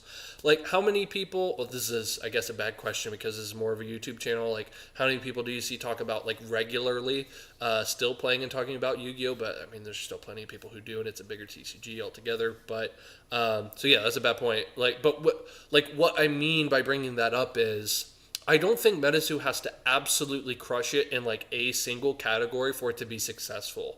I think it could be different enough from Pokemon, and it's really hard for me, so maybe some people watching this too, could be hard for some people to think, hey, I don't think MetaZoo is going to be popular because of X reason. I think it's more nuanced than that, and I think there's more at play than that. Because we see how Pokemon is successful, and so we think that MetaZoo might kind of need to follow that path, which, why wouldn't you want to follow a very successful path? But they could totally trailblaze their own path, right? They don't have to be Flesh and Blood or Magic the Gathering. They don't have to be Pokemon. They don't have to be Digimon. They could be MetaZoo, right? And the fact that they're talking about TV shows and amusement parks tells me that Mike Waddell is really looking in that vein right now, and people are kind of laughing like, haha, we'll see whenever that takes place. Well, I mean, we said haha, well, we'll see whenever they get launched in Walmart, and that happened lickety split. I mean, it's absolutely, it is impressive how quickly they did that. So I don't know. I'm not saying I have all the answers. I don't know. It's very interesting to your point, man. Yeah, I mean, the fourth wall is kind of silly, and it's a little like, would I want to sit down with a group of strangers and do fourth wall-y stuff? Not necessarily, but I can also tell you it's a lot of fun, like when you break out of your shell and you do that. But I understand it can be cringy for a lot of people too, and that can be off-putting. So I don't know. To answer your question, I think it's very unique though, and if it works, I think it'll crush. Um, Travis Nile says, "Have all the cards been revealed yet?" I don't know what we're talking about. I assume Brilliant Stars yet. Not for Brilliant Stars. Uh, Monty says, "Kids make things pop. Just ask Yu-Gi-Oh or Pokemon." Definitely. So we have to see. Like, I think you're totally right that kids are a unique ingredient that I think probably can't be ignored. But I don't know, like, how many kids like Flesh and Blood. But in Flesh and Blood's defense, it's a playable game, right? So, and this brings me back to my points that I was trying to make before, emphasis on trying to make before. I don't think MetaZoo has to crush it in like a category. I don't think it has to be just, oh my goodness, kids are flocking to it. I think it just needs to be, hey, kids are picking this up enough from their parents getting it and them looking at it. Like if you've ever heard of or have seen Garbage Pail Kids before, those are some off-putting um, images, right? So, and my brother was all into it, man, when he was a kid growing up. So I wasn't into it, but he was all for it. So, I mean, I think it's a wait and see thing, right? Yeah. I mean, we're all speculating here. That's my opinion. That's my 2 cents. Um, so yeah, MetaZoo doesn't necessarily have to be super playable. Playable. It doesn't have to be super picked up by kids, but both could absolutely, certainly help, especially for longevity. Which modern set is your OMG set? That's a great question. I don't know if I have a modern OMG set. I think at the time it came out, it was quite literally Shining Fates. I still have fun opening Shining Fates. Um, it's a fun set to open. Like I just opened up some more packs like 2 weeks ago or something, 2 or 3 weeks ago, and I was just smiling opening it. Like it was a fun set. I don't think it's an OMG set though, because I think Shiny Star V is just flat out better than Shining Fates. But um, modern sets, man, I'm gonna say Shiny Star V. Can I cop out and go with the Japanese route? And if I have to go English, I guess Shining Fates. I guess I didn't even know it, but now that I'm saying it out loud, it feels right. So true. Fourth wall kind of whack. Konami prints Yu-Gi-Oh into the ground every set. Money printer go burr. Man, that's how I feel about the U.S. dollar right now, Sam. Like, good night. Anyone who's not overly aware, I want to throw this out there because I'm sure some of you are. Anyone who is not overly aware at the unprecedented amount of printing that they're doing right now. If you're not essentially seeing about plus or minus a 14% increase in your salary every single year, your employer is actively paying you less every year, assuming you do the same amount of work or more, which statistically you're doing the same or more. Thanks, cool. That's a good set. Which modern set, US or Japanese, will have the greatest profit or long-term value? $1 million question, right, James? If I knew, I guess I'd be sitting on just only that product, but to spec, since that's what we're here for. It's what we do here. Modern set, US or Japanese, will have the greatest profit, long-term value. Modern set. I want to say Shiny Star V. I want to say Shiny Star V. And then on the English side for bonus points so far, I don't know. I don't know about English, man. I still feel like I need to see more sets from the English side in the Sword and Shield era, but I don't feel like I need to see that for the Japanese side. Like I would be confident in saying for Shiny Star V to be one of. Like I really do. I would not feel confident in saying that about Shining Fates just because of the just because of the way the set is laid out. I don't think it's as good as Shiny Star V. Yeah. So there are my half answers for you. I'm not too much of a fan of MetaZoo. Seems like a cash grab sometimes, but I am in love with the Sam Sinclair card. That's totally cool, Monty. Like you can have whatever opinion you want, even though yours is wrong, right? So I'm kidding. See, this is how you make friends, right, guys? Right? Like, no, like that's totally cool, man. Like, I can see where you get that it's a cash grab sometimes. Something tells me that you're not heavily involved in their Discord. I don't know if that's true or not, or maybe you were at some point and something rubbed you the wrong way. I, I totally know what you mean when you say it seems like a cash grab sometimes. But if I'm also thinking about it, if I am starting a TCG, I hate to say it, I'm not just starting the TCG just for the love of the game. I'm doing it to make freaking money, and a lot of it.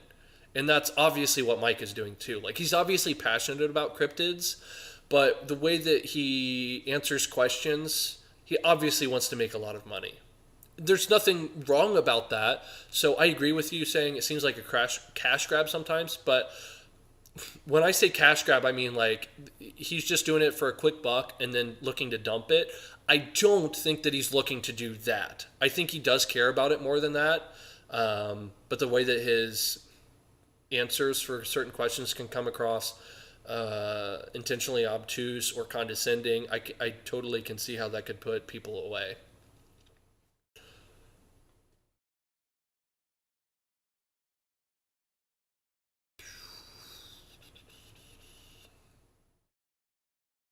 Isn't M2 supply up like 45% last year? Man, I'm going to sound dumb here, Sam, but I don't know what you mean by M2. I'm trying to think. I'm going to sound dumb. Like, up like 45% last year. It's an M2 supply. Can someone help me out? Sam, can you answer that? I guess there are too many abbreviations, I guess, for M2 for me that I'm trying to think of right now. Like, are we talking about MetaZoo or Pokémon or stocks right now? Is it the pop getting to me or am I just stupid?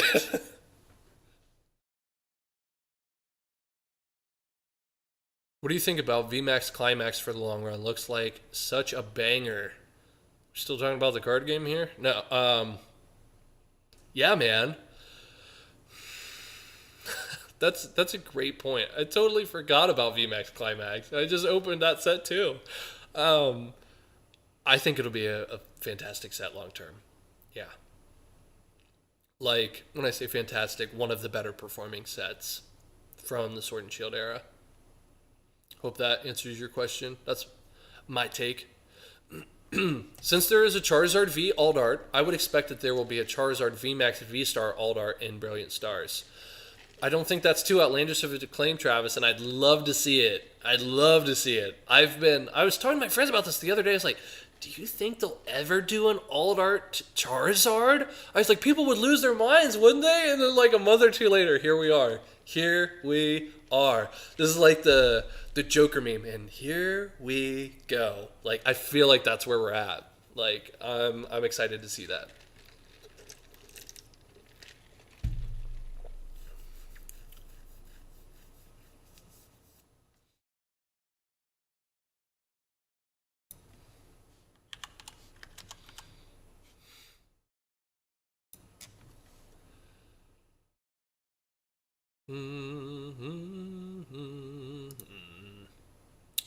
Oops.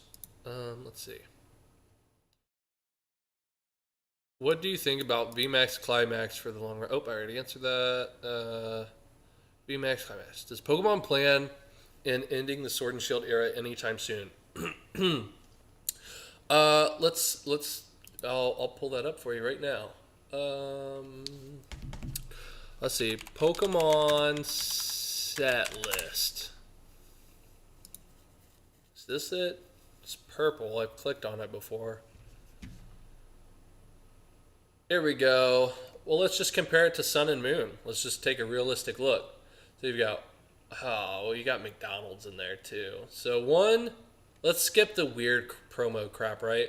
So 1, 2, 3, 4, 5, 6, 7, 8, 9, 10, 11, 12, 13, 14, 15, 16 ish sets. So 16 ish. 1, 2, 3, 4, 5, 6, 7, 8, 9, 10, 11, 12. 8, 9, 10, 11, 12. So 16 ish. 1, 2, 3, 4, 5, 6, 7, 8, 9, 10, 11, 12. So 16 ish. 1, 2, 3, 4, 5, 6, 7, 8, 9, 10, 11, 12. 8, 9, 10, 11, 12. So I think plus or minus about 5 more cents. I would say I wouldn't expect it to go away for the rest of this year.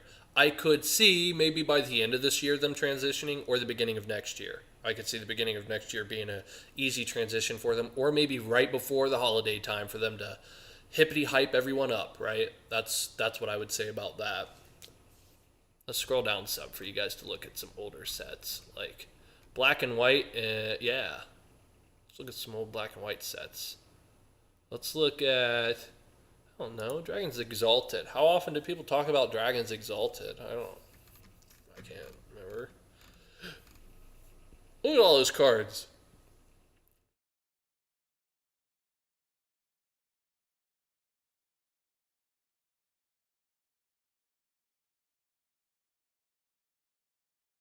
Everyone is allowed to have their opinion as long as it matches mine. LOLJK.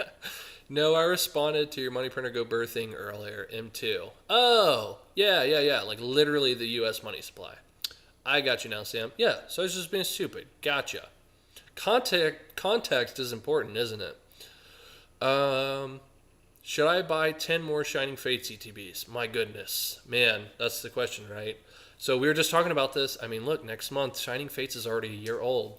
About a year away from being rotated out, potentially, if we've seen what Pokemon has done before. Isn't that crazy? I wouldn't buy 10 more Shining Fates ETBs right now, personally. I don't think you would be super upset if you did either, though. I think that there could be so many more and better options, but I don't think it would be like a bad option. I would give you kudos for trying, and I think it would do better than it just sitting in your bank account.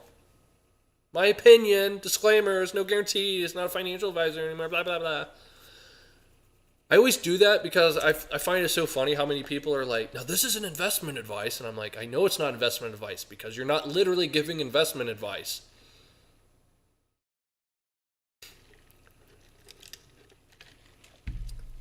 Oh yeah, I always said if they made a Zard alt art, it would be a $600 card, and people would be bringing weapons to Target. Dude, they're bringing weapons to Target for freaking football cards and basketball cards, man. Like, yeah, I don't know about $600. Like, if we were in like peak pandemic-y times, I could have seen that going for well over a grand raw up front. But yeah, now I don't know what it's going to go for. I could see it in the hundreds easily, though, up front for sure.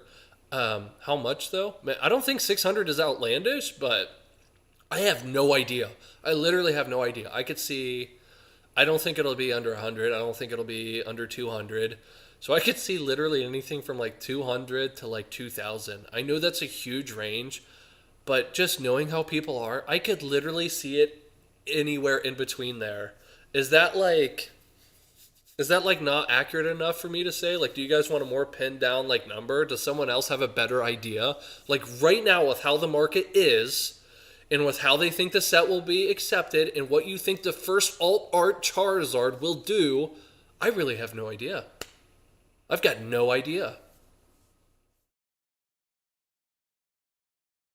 Right. Why do you have so much conviction in MetaZoo? What is some good points that makes you think it will succeed long term? Man, I've got nothing to point to where I think that to where I would know that it succeeds long term, right? Which is why I don't have like a quarter or half of my investing dollars total in MetaZoo. I'm putting more of my money currently moving forward toward MetaZoo, but most of my money right now in the TCG space is still in Pokemon. That's just where the bulk of my money's at. Um, but with MetaZoo, I mean, look, from a percentage increase standpoint, if you're talking about buying a booster box for something that is brand new in the $200 range for a first edition product, and if I think that the user base, the player base, and when I say player base, I mean collectors, players, people interested in the hobby in general, do I see that literally 10 to 20xing over the next year?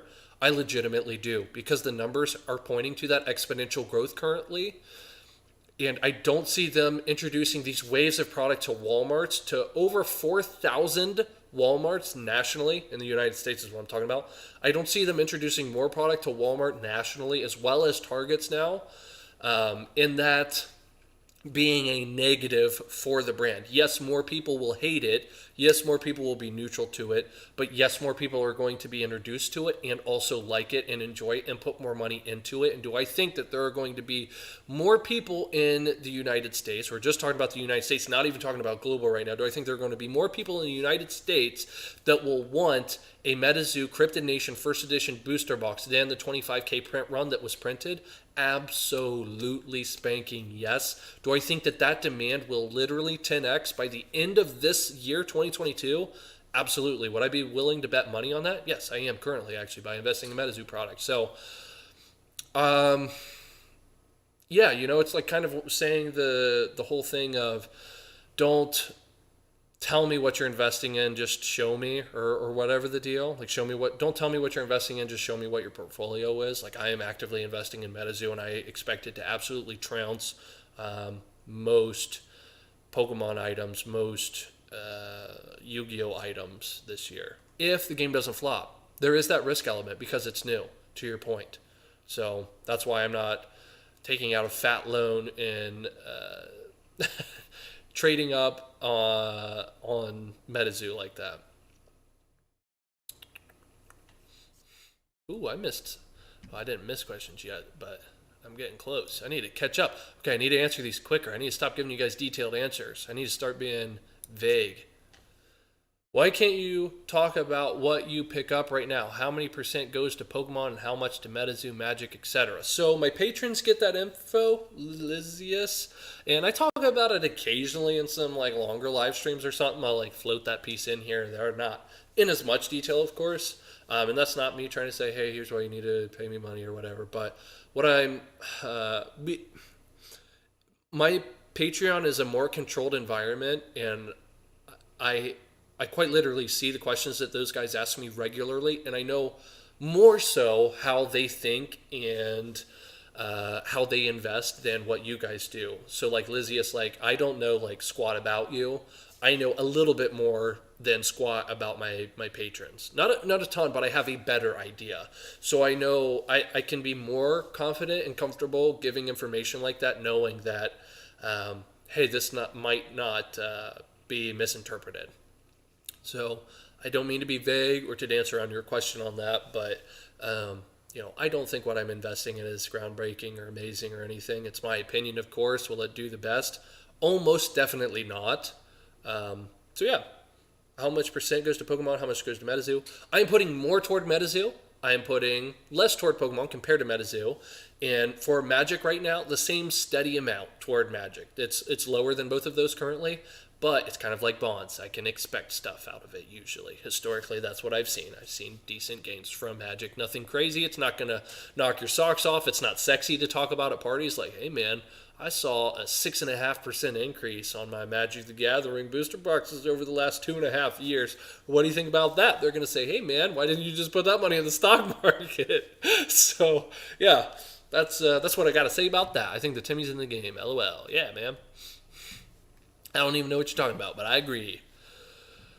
Pokemon needs to work on their printing quality, especially on the backs and the silvering. Hopefully, in time, they consider printing a better back and/or changing their border colors. I thought it would be so cool if they changed their border colors.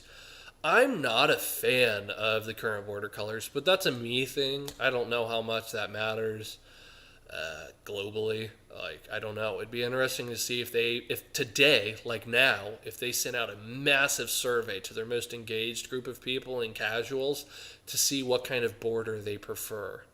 I'm not so sure if it would be the border that they have currently. I could get behind that. Like, that'd be a cool shift. Like 2022, the year that we got, I don't know, a different colored border, like black borders or maybe red borders again, or something like pink borders. Pink would be cool. Purple would be unique. Like, I don't know. I like those colors though. That'd be a little too much. Like, I don't think they'll ever do that. And to be frank, I don't think they'll ever change it. But the Japanese sets are printed much better with their goldish backing, not as much chipping. I totally agree with that. I'm pretty sure most of the industry does too. And the slabs would also agree. There's some numbers to back your claim. But as long as they mass produce the US sets to focus on profit, the quality control gets overlooked, in my opinion. Yeah, I mean, absolutely. You're going to shell out more product. I mean, more is going to be missed. Yeah, I don't think anything's crazy there. I think in today's market, it will be like 400 to 500 out of the gate and then come down. Talking about the alt art Charizard. I don't think that's a crazy claim. I could totally see that. That'd be, yeah. Dudes, you guys are like talking a lot now. I can't keep up. I need to go quicker. Okay. When are the MetaZoo Wilderness and UFO sets being released? Wilderness ASAP. UFO 3-4 months after that. John the TCG Baptist. At first I avoided MetaZoo thinking it was a Pokemon ripoff. When I found out it had cryptids like Bigfoot and Mothman, I got it, and it a chance, and since been buying way more MetaZoo than Pokemon. That's kind of where I'm at, John. Wilderness in March, I think, and UFO set in June. Could be wrong, though. No, that's correct. Yeah, Sam says that's correct, too. Yep. Something I learned from stocks is to never FOMO without solid conviction, yet I'm still going to FOMO into a MetaZoo first edition box, Milo IQ. Hey, man. So it's really interesting, right? Because, I mean, golly. So it's a brand new set. I don't know you, like I said. Just know that, right, that the box could literally go to like practically nothing a box in the next couple of years. Because a lot of TCGs can be semi-successful in their first couple of years and then totally disappear, and you never hear of them again. Could that happen with MetaZoo? Yeah, absolutely. Do I think it's got a big enough baked-in audience with people who are convinced to their core that Bigfoot exists, and people who follow Yeti and the Loch Ness Monster and this and that? There are museums and shows built around this. Do I think MetaZoo is going anywhere anytime soon? I don't. And that's not me to just promote my bag. Yes, I've got money invested in MetaZoo, but that's not even for me to promote my bag. That's just me trying to be a little bit more, rational about it. I don't see it going anywhere. Could it? Yeah, it totally could. I don't think if MetaZoo is successful, I think picking them up even at 700 to a K a box nowadays, I don't think that's a bad buy. I know it sounds crazy. Could I see those boxes literally being 5 to 10 grand in a couple of years? I know it sounds crazy. I know Pokemon did not do that. Could I see that with MetaZoo? Yes, I could. That's just the market we're in now. And when you factor in inflation and FOMO and the fact that people are on the internet now more than they ever have been. 20 years ago, people weren't doing this, talking about stonks, right? I could totally see that. Here you go. You heard it here from, what's my name? Zach Sparrow. So, I literally had to think about that. Dude, it is literally the pop. It is, I'm literally shaking. I don't think you can see it, but this is crazy.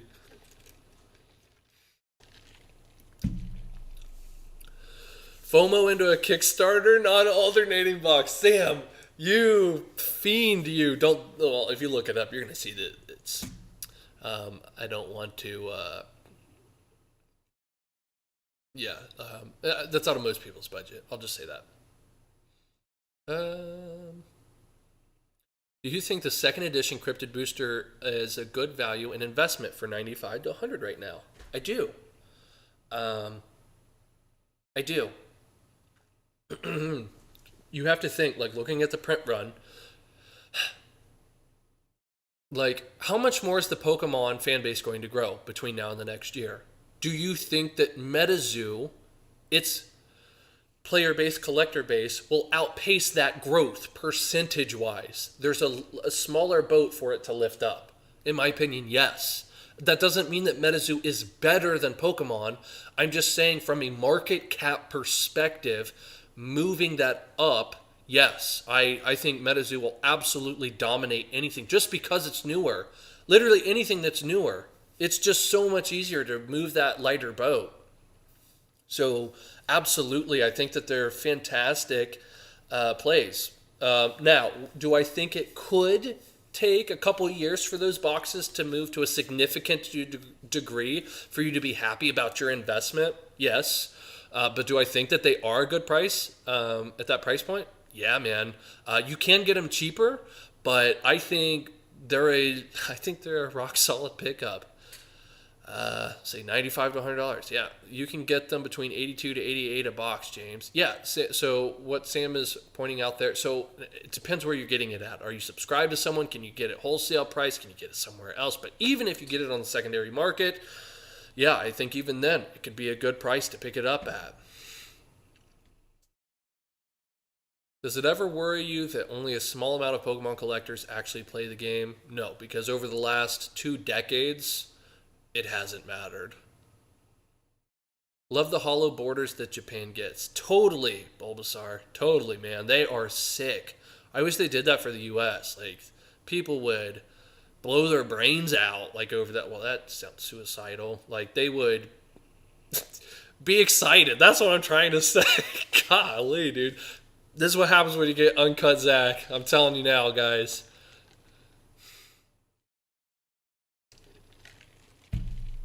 I've been into collecting and investing in Pokemon for a good while, but last year during the boom, I started getting into sports because it has huge potential as well. Do you invest in sports also? I do, Josh. I'm a newbie in sports. I don't invest much. I've got I forget even what it's called. Let me look it up real quick. I've got a basketball. Let me look at my recent purchases. Oh, I don't know if I purchased it here. 1 second. Let me pull it up. I'm checking my email really quick. I'm going to try to control find it.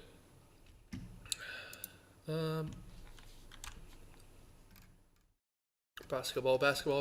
I get a lot of basketball spam on that email too.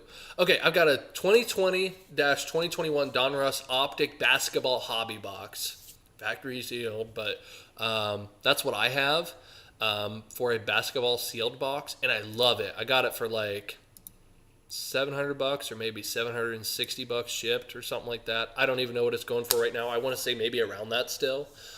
But I love it. It's just so cool to look at. I don't know if I'll ever sell it even. I love it, Josh. I love sports cards. If you guys are even remotely interested in like playing fantasy football or sports or this or that, guys, look into sports cards. They're fun. There's just something different about buying a sealed product of sports cards and then opening sports cards. It's just different. It's fun. It's fun. So yeah, I do, Josh. I'm just a newbie in it. I know football a little bit better, I guess, just because I'm interested in fantasy football and I play. I won a championship this year, my second year playing fantasy football. So I was in 4 fantasy football things this year. I went to 3 championships out of the 4. I made it to 4 playoffs. I got eliminated to 1 immediately. And then I made it to 3 championships and I won 1 of them. So I'm pretty excited. So that was cool. But anyway, yeah, I've got Patrick Mahomes Silver Prism PSA 9 or 10 card. That's worth like, I don't know, maybe, $800, $1,000 or $2 or something now. Like sports are fun, guys. Like, you can get some major stonkage on some certain cards. Like, it's cool. But yeah, I do, Josh. I like basketball and football. That's what I know and I'm into. But I think that there could be a better percentage increase growth on football cards, like as in soccer. Sorry, I'm an American. Yeah, I think the percentage increase wise, if you're into Cristiano Ronaldo or whatever, I think you could see some sick growth. If you look at how much soccer in general has been growing globally, pretty interesting from an investment point of view.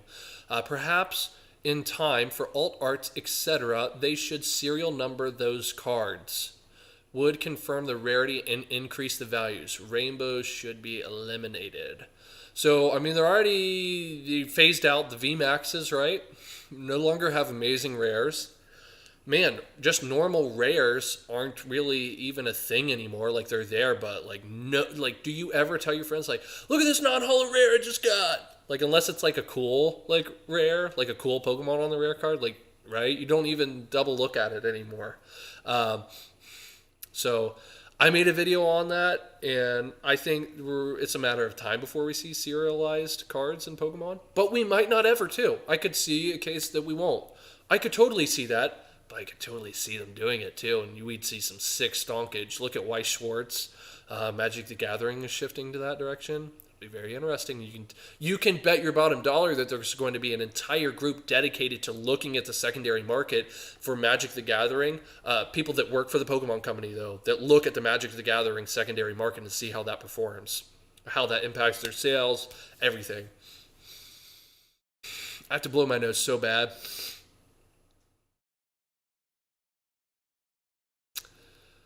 Perhaps, man, I need to drink some water now. I'm getting parched. Um, you're right. MetaZoo. Well, of course I'm right, James. I'm kidding. You're right. MetaZoo is more popular and is new and has more room to grow. In addition, with the artwork, concept, and mechanics will gain movement and grow through time. Thanks. Yeah. SDC is here. Thanks, SDC. Such a kind soul. I hope you and yours have a fantastic new year. Thanks for being you. I always see your comments. I see your comments on other people's channels. I appreciate you. Been a sports card collector since '87. In football, Prism Select, Optic Contenders, National Treasures hold the most value. Also, same in basketball. Yeah, that's super cool. Yeah, I'm just a newbie in it. Like, I just don't have a ton of money in it. But sports are cool. Sports are cool. Like, I played most of the sports growing up. I played baseball up until like high school. Played football in high school. Like from a collecting card standpoint, and then I was on swim team. I liked swim team. I didn't like the cold in the morning. You had to wake up stupid early in the morning, and then you had to swim in the cold, and that's just, it was rough. It was fun, and we did well, but it was just rough, man. Swim team was rough. I did dance for how many years? 16 years, something like that. Competitive dance. We like traveled in the U.S. for it and stuff. Did like competition dancing and stuff. Like, did lots of stuff. I've done lots of stuff like that. All that stuff's super cool. I have a big appreciation for people who do things like that. Magic is getting serialized this coming set, so I think Pokemon has them by end of 23. Sam, man, you and I are on the same wavelength. It's funny. I just like how I'm saying what you're saying, or you're saying what I'm saying, like basically at the same time. James from the Alamo City. It makes a smiling face. I bought 2 first edition Nightfall spell books. The FOMO has been cured. Even with my extremely small position, at least now I'm not missing out. Heck yeah. Way to go, me low IQ. I love that name. I'm going to call you MLI just for short, I think. I don't know. Saying Milo IQ is just so hilarious. I love that name, man. That's so great. Milo IQ. Oh, people can't make fun of you if you make fun of yourself first, am I right? Hope you're right, Sam. Hope you're right. Nightfall first edition is cool. I have 2 boosters sealed. I think Nightfall's super cool. It's totally overlooked, guys. Only a 50K print run for first edition? Like, oh my word, are you kidding me? What are those? I'm not talking about the end of this year. I'm talking about in 2 years. What are those box prices going to be? Let's assume, I know we're making an assumption here, let's assume that MetaZoo is still holding strong and it's growing at what we kind of think it would do. Like, what? What are we talking about? Like, I think they're going to be... I don't think you'll be upset that you invested in MetaZoo if the game survives, if it thrives, right? So I'm really excited. I'm really excited for the TCG. Even if you don't like the TCG, don't like the artwork, don't like the creator, whatever, that's totally cool. I mean that. I personally like it, but even aside from that, just to look to see what it does, I'm very interested. It'll be very interesting to see how it's received by the Walmarts and Target crowds, and it'll be interesting to see how that impacts the secondary market. So I'm really interested to look at all that. Here's Gods Unchained again for anyone who's been new to the stream here, or just look at it again here. I just want to, we're not going to spend a lot of time on this, guys, but I'll highlight this because I got this weird black and white filter, so it's like night mode on my computer all the time, which is nice, but some things just don't, some things aren't, man, I'm not a coder. I don't know how to articulate this. in this black and white plugin on Google Chrome, some things don't show up well. Like white words will be on a white background or black words will be on a black background. Not usually. 95% of the time it's totally fine and cool, but sometimes I have to do this crap. But this is literally like Hearthstone, if you've heard of Hearthstone. If you haven't heard of Hearthstone, maybe you've heard of World of Warcraft. And if you haven't heard of World of Warcraft, you've heard of World of Warcraft, I'm sure. So, like, I don't know what I was trying to say. Like, so that's what Hearthstone was. Like, World of Warcraft, the game, they then made a TCG, which then they nixed that, and then that's now you see Hearthstone. I'm not an expert on any of this, so someone feel free to give more information if you want. But then we had Hearthstone, which is basically this, what you're looking at. But you couldn't sell your cards though. I was so perplexed. I was like, dude, Blizzard does Hearthstone, right? Blizzard does Hearthstone. I was like, dude, Blizzard, what are you doing? That's like a no-brainer for money, isn't it? You've got digital cards that cost you nothing to make from a printing point of view, right? Yes, you have to pay artists to create it and that sort of deal, and pay the voice artist to do the sounds like "I'm gonna crush you," but you don't have the printing logistics, right? I think we can all agree on that. So, which is very interesting. To me, it was a no-brainer. Why can't you get people to trade cards like that and sell them to each other? I didn't understand that. So they are doing that. Gods Unchained is doing that, and you're looking at this quite literally NFT-ish version of Hearthstone. I think it's very promising. I don't know enough about the game. I haven't looked into it personally much more than that, but I think it looks very promising and it looks freaking cool because I really liked Hearthstone. It's a very addicting game, which is an amazing combination if you want to make money, right? So I'm not saying like from a soul-sucking perspective that it's a great thing, but from a making money perspective, absolutely.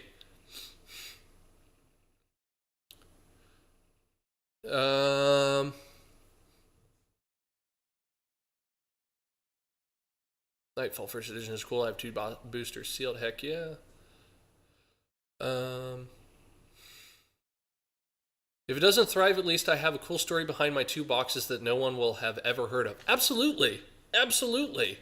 It's a story, right? Which is why I want, I'll show you guys. I want a Nintendo Power First. There we go. I want this. I got my thing up. But this is what I want. I want this, like right here. Like I want the first Nintendo Power magazine.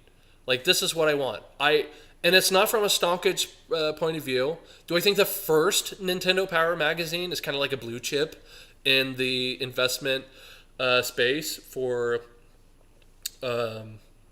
collectibles? Kind of, right? I think it fits one of those pillars, one of those cornerstones. But I am not buying it for that. I am buying it for my selfish reasons. I think it hits me in the nostalgia bone. Some of the first games I ever played were Mario games or Nintendo games. So I mean, like I really like it, and I like that claymation artwork. I just love it. I love everything about this comic. Anyone who looks at this can instantly recognize it, even if you're not a gamer or a collector. You understand what it is. And it's a cool collection piece. Like, why is it in a sealed case? What is that? What is CGC? Like, that's a cool conversation piece, right? To just have in your home, to have the background. I can put it, like, on our, I don't know, maybe one of our counters over there, whatever the case. So, yeah. So, what got me to talking about that? Let's move on. Man, dude, I am horrible about this live streaming stuff. I think it makes it fun for you guys, though, maybe. I was told from somebody that it was fun to watch live, so I hope you're getting whatever value. Is this good? Are we doing it, guys? Like, we're streaming? Like, did I make it, Mom? Thanks for being patient with me, guys. If it doesn't thrive, at least I have a cool story. Okay, yeah. End of 2023, I think Nightfall first editions are 800 to 1.2K. Man, like, I love when people give an actual price point. Because even if it's flamboyantly wrong, like, that wasn't probably the best adjective, but I liked it. Even if it's flamboyantly wrong, Sam, I love that you threw a number out there. Like that's what you think it'll be. Like maybe, right? As of the information that we have today, January 15th, right? Like who knows, right? But um, to your point, I could absolutely see those prices. I am not exaggerating. I am not joking. I think we could see those prices. Would I be flabbergasted to see Crypto Nation First Edition booster boxes hitting 5 to 10K a box? I know it sounds ridiculous, but you're looking at half the print run from Nightfall, and you're looking at the first OG set. I would not be shocked to see that. I mean, we already see it with the Kickstarter boxes. Why would the first edition boxes not follow eventually? I'm not saying that they will do that. That's just kind of like the point of view that I'm looking at it. So it'll be very interesting to see. I'm going to be very excited to see because, yes, I'm holding a big fat bag of MetaZoo. No, not all of my collectible net worth is in MetaZoo either. So I'm not trying to pump it for my own sake. I mean, it'll be super cool if it does, but I know you guys are smart enough to know the difference. Hey, live MetaZoo stream, you son of a bee. I'm in. Yeah, Pee-wees. Thanks so much for tuning in, Pee-wees. I know you're a super positive light in this community. I've seen you talk before as well. Thanks for being you. Thanks for being cool. Oh, boy. Is that me? Hey, yeah, that is me. I got my own notification, guys. Let's tune in to me. Did it just now send out notifications to people? Dude, YouTube sucks. This is my giant gallon Wendy's Dr. Pepper for anyone just tuning in.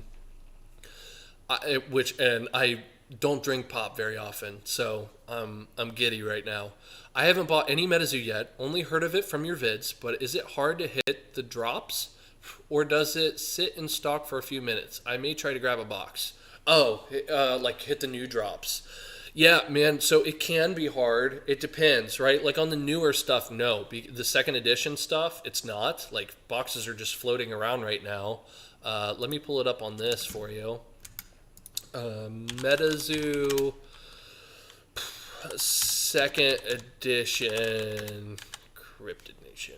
All right, let's do that. So here we go. Let's bring this over. So do you see this right now? Boop. Let me make sure you guys can see this. Yeah. Yeah, look at these prices. These are just sitting here right now.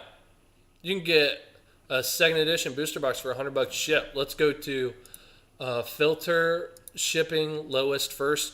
And let's do, oh gosh, what should be our minimum amount? I don't know, $70. Go. That way we don't get those little blisters and stuff. So those are some auctions. Here you go. This is $87 plus $9.99 shipped, right? So under $100 and it's yours. $97.50. Boom. There you go. So no, they're not hard to get. The good stuff is hard to get almost always, right? Like the really good sweet stuff, to your point. So if you like literally MetaZoo first edition booster boxes for Cryptid Nation when they first came out, I had a heck of a time getting a hold of those at MSRP, which at the time was, shoot, what were they MSRP? I think $80. I think they were $79, like $80. And if you got them like $100 or less, like that, you were doing good. Like that was the price point to look at. In Channel Fireball, I remember this vividly. Because I was like, I'm going to make a mental note of this and talk about this later if this game succeeds, which so far it is. I remember people saying, Channel Fireball is gouging, price gouging, it's $150 a box, what a ripoff. And I scooped up as much as I could afford at the time without hesitation. And I said, if this game succeeds, I'm going to look back and smile at those $150 prices. And I don't know, I picked up maybe half a dozen or a dozen of them at that price point. If you look at Cryptid Nation first edition booster boxes nowadays, things are going pretty good. So people are funny, dude. Like, they can't see past the end of their nose. It's so funny. Trying to catch up on your guys' comments. Thanks for being so commenty tonight.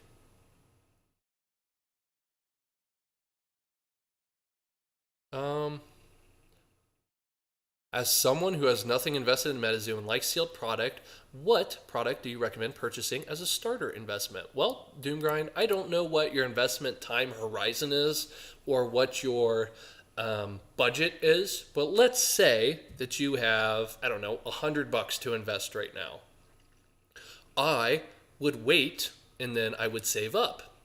I would turn that $100 into $200, and if that's not quite enough, I would turn that $200 into like $250. Let me pull up eBay again here. Maybe I'll just keep this page up. Nightfall first edition booster box. That's probably what I would quote unquote say to my friends, not you in particular, because I don't want to give investment advice. Look at this right here. $219.99, $777. So you can literally get this for $230 shipped. That's what I would do if you've got kind of a limited-ish budget and you don't want to go super heavy into the MetaZoo. This is not investment advice. This is what I would tell my best friends as friend advice, okay? We're friends now, Doomgrind. I like your name. What is your profile picture? It's small. Is that a pepperoni pizza? Dude, I love everyone in this stream. You guys are so funny. We got Doomgrind, who I think is a pepperoni pizza, and then literally the guy commenting right below him is me, low IQ. Like, I gotta live stream more often. This is freaking cool. Are you guys having a good time? I'm having a good time. Ask me your questions. I know everything about everything. I'm like really smart. I'm kidding. By the way, for anyone who doesn't know my sense of humor, I'm kidding.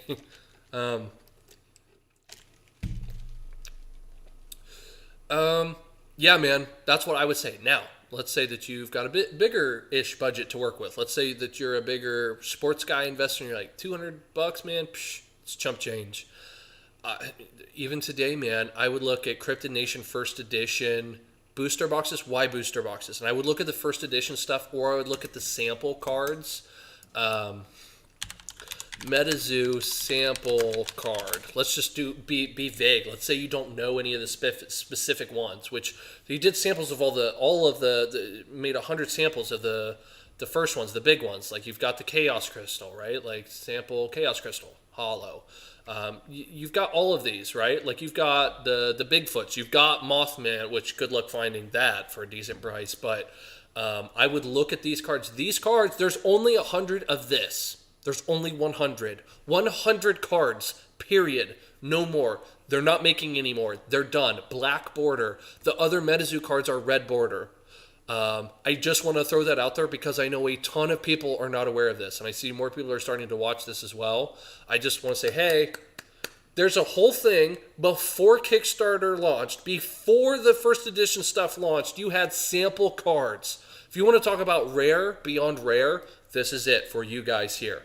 I just want to throw this out here. Here's the last of this card. Could you imagine getting I don't know, man, any card like this, of this run in Magic the Gathering? I'm not a Magic the Gathering expert, obviously. I don't talk about it that much. Could you imagine getting a Magic the Gathering card of this print run, 100? 100 cards total for that price right now today, and then waiting 10 to 20 years from now, if MetaZoo actually builds an amusement park like they're talking about, and they're already in thousands of Walmarts, do you think that this card is going to be worth more than this in the future? I'm just throwing that out there.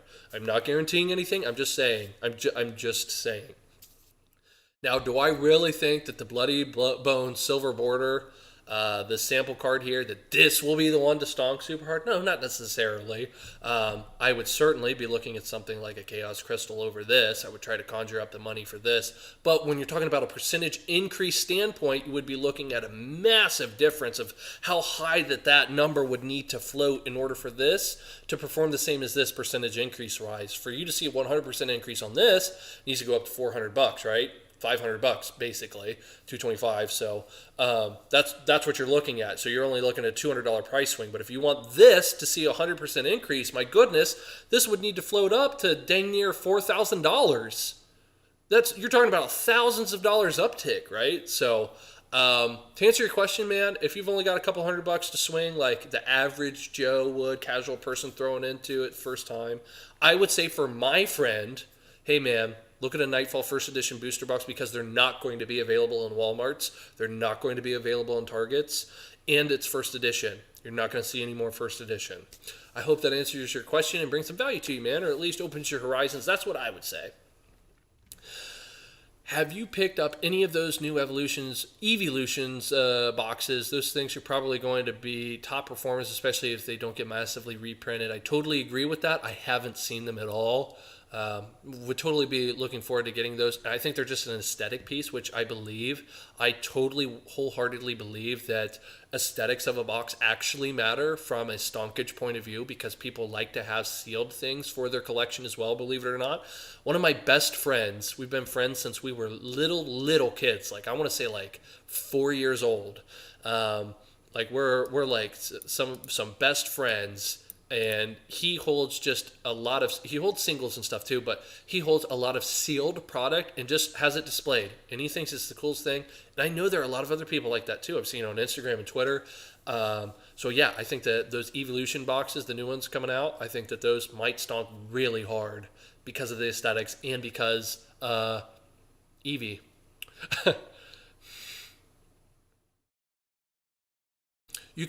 Sam says you can buy bundles, a booster box, theme deck, spellbook, or theme deck at MSRP if you look. Yes, of Nightfall First Edition. Sorry, meant event deck and theme deck. Yeah, we get what you mean, Sam. They're all the same thing, whatever. MetaZoo's trying to be special with all their special names. We know what you mean. And MSRP for a box of Nightfall is $140, and they are going $220 to $250 at the moment on the secondary market. Yeah, buddy. That's true. Yeah, that's true.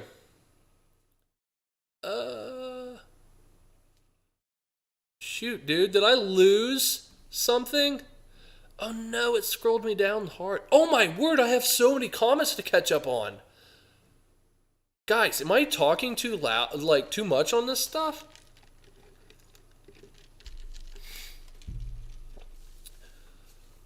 The MSRP for a box of Nightfall is $104. Okay, I buy MetaZoo mainly because I actually really like the product. Dang, Travis. That's refreshing to hear. I like it.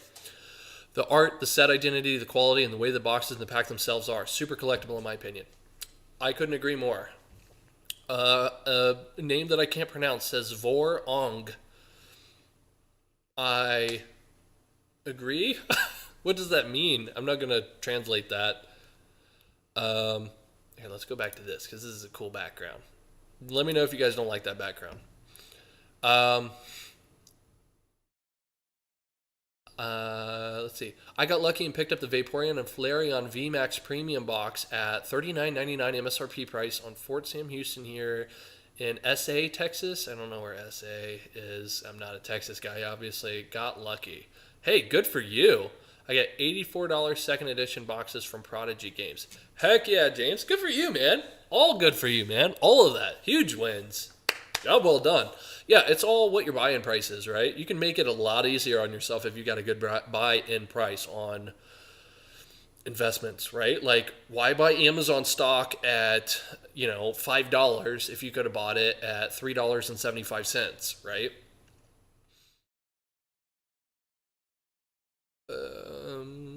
Prodigy Games has a promo code for free shipping in the U.S. Nice. I think I knew that. That's good to know. Thank you, James. Prodigy Games has a promo code for free shipping in the U.S. Let's see. Those Evolution VMAX boxes are going to perform. They will get reprinted. How much? Not sure, but second, third wave will come. Mason Berry says, oh, hi, content. Hey, Mason. How's it going, man? Thanks so much for tuning in. I appreciate you, Mason, and I think I mentioned this in a video. Yeah. I'm going to visit you this year, man. I guess maybe I'll reach out to you on Discord or something. I just want to stop by, maybe give you some of my money. So just be thinking ahead of time, what you might want to rip me off on or whatever. I'm kidding, man. But I want to stop by, hang out, obviously buy some stuff, just chill, maybe talk some stuff. Maybe we can do a video or something weird, or maybe not. Maybe we won't do that. Let's see here. James says 204 on Prodigy Games. Mike has said they will not print booster boxes. Yeah, for reprints. Yeah, which is good for people holding the product. Only way is up. Well, let's hope, Sam. James says, yep. Doomgrind says, haha. Thoughts on first edition Nightfall spellbooks? Why are they so cheap? 10 packs and other stuff for 35. It's kind of the points that we mentioned before, right? But Nightfall right now is just obviously not being accepted by the market in terms of stonkage, which is totally fine. It doesn't need to be. Not every single set needs to be a banger. And the Nightfall / Halloween set is very niche. It's a niche within a niche within a niche, right? It's a niche because it's a card game within a niche because it's MetaZoo, right? It's cryptids, and then it's another niche because of that specific item, right? So I mean, it's super nichey. So I think it's a great value, and I don't see those prices holding for long. That's just my 2 cents on that.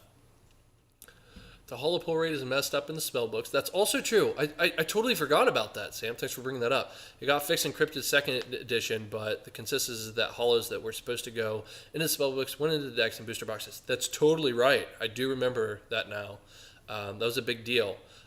Yeah, we've seen that in a lot of videos. A lot of tubers have commented about that. This is Gods Unchained for anyone just now tuning in. It's kind of like Hearthstone, but 2.0. You can sell cards to other players, which I was like, at the beginning of Hearthstone, I was like, why can you not do that? They're doing that. Let's see here. John says, Nightfall was available for 200 taxes shipped 3 days ago, and now it's been flaming hot, can't find under 220. Didn't Rudy just make a video about Nightfall? I didn't watch it, but I think he just made a video, so I could totally see that being the reason. Or it might be the whole we're starting to see the effect, the slow but inevitable effect maybe of all of this Walmartness happening now. Thousands of stores. That's a really, really, really, really, really big deal. Let's see here.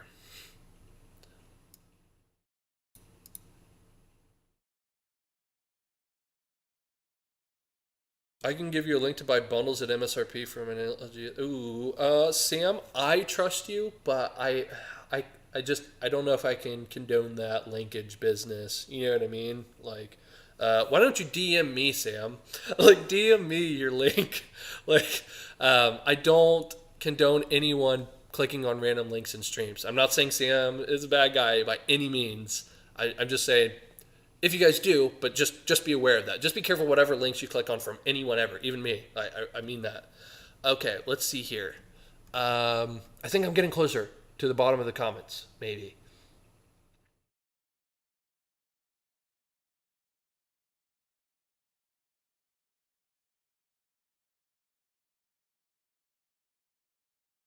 Thanks for the little MetaZoo intro and ideas of what to look at. Love all your videos, man. Thanks so much, Doomgrind.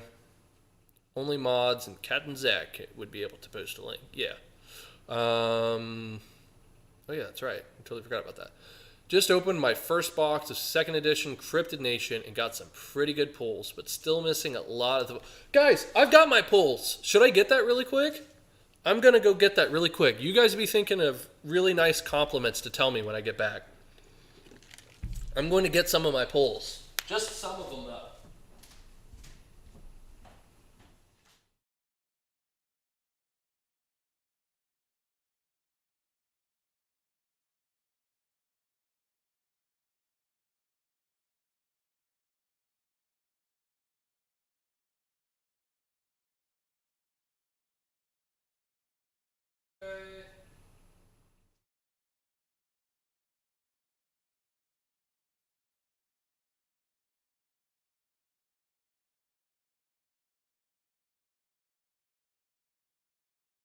Okay, so, like, literally, me and my buddy just, thanks for being patient, guys. Literally, me and my buddy just, split opened one, just cause, like a couple days ago.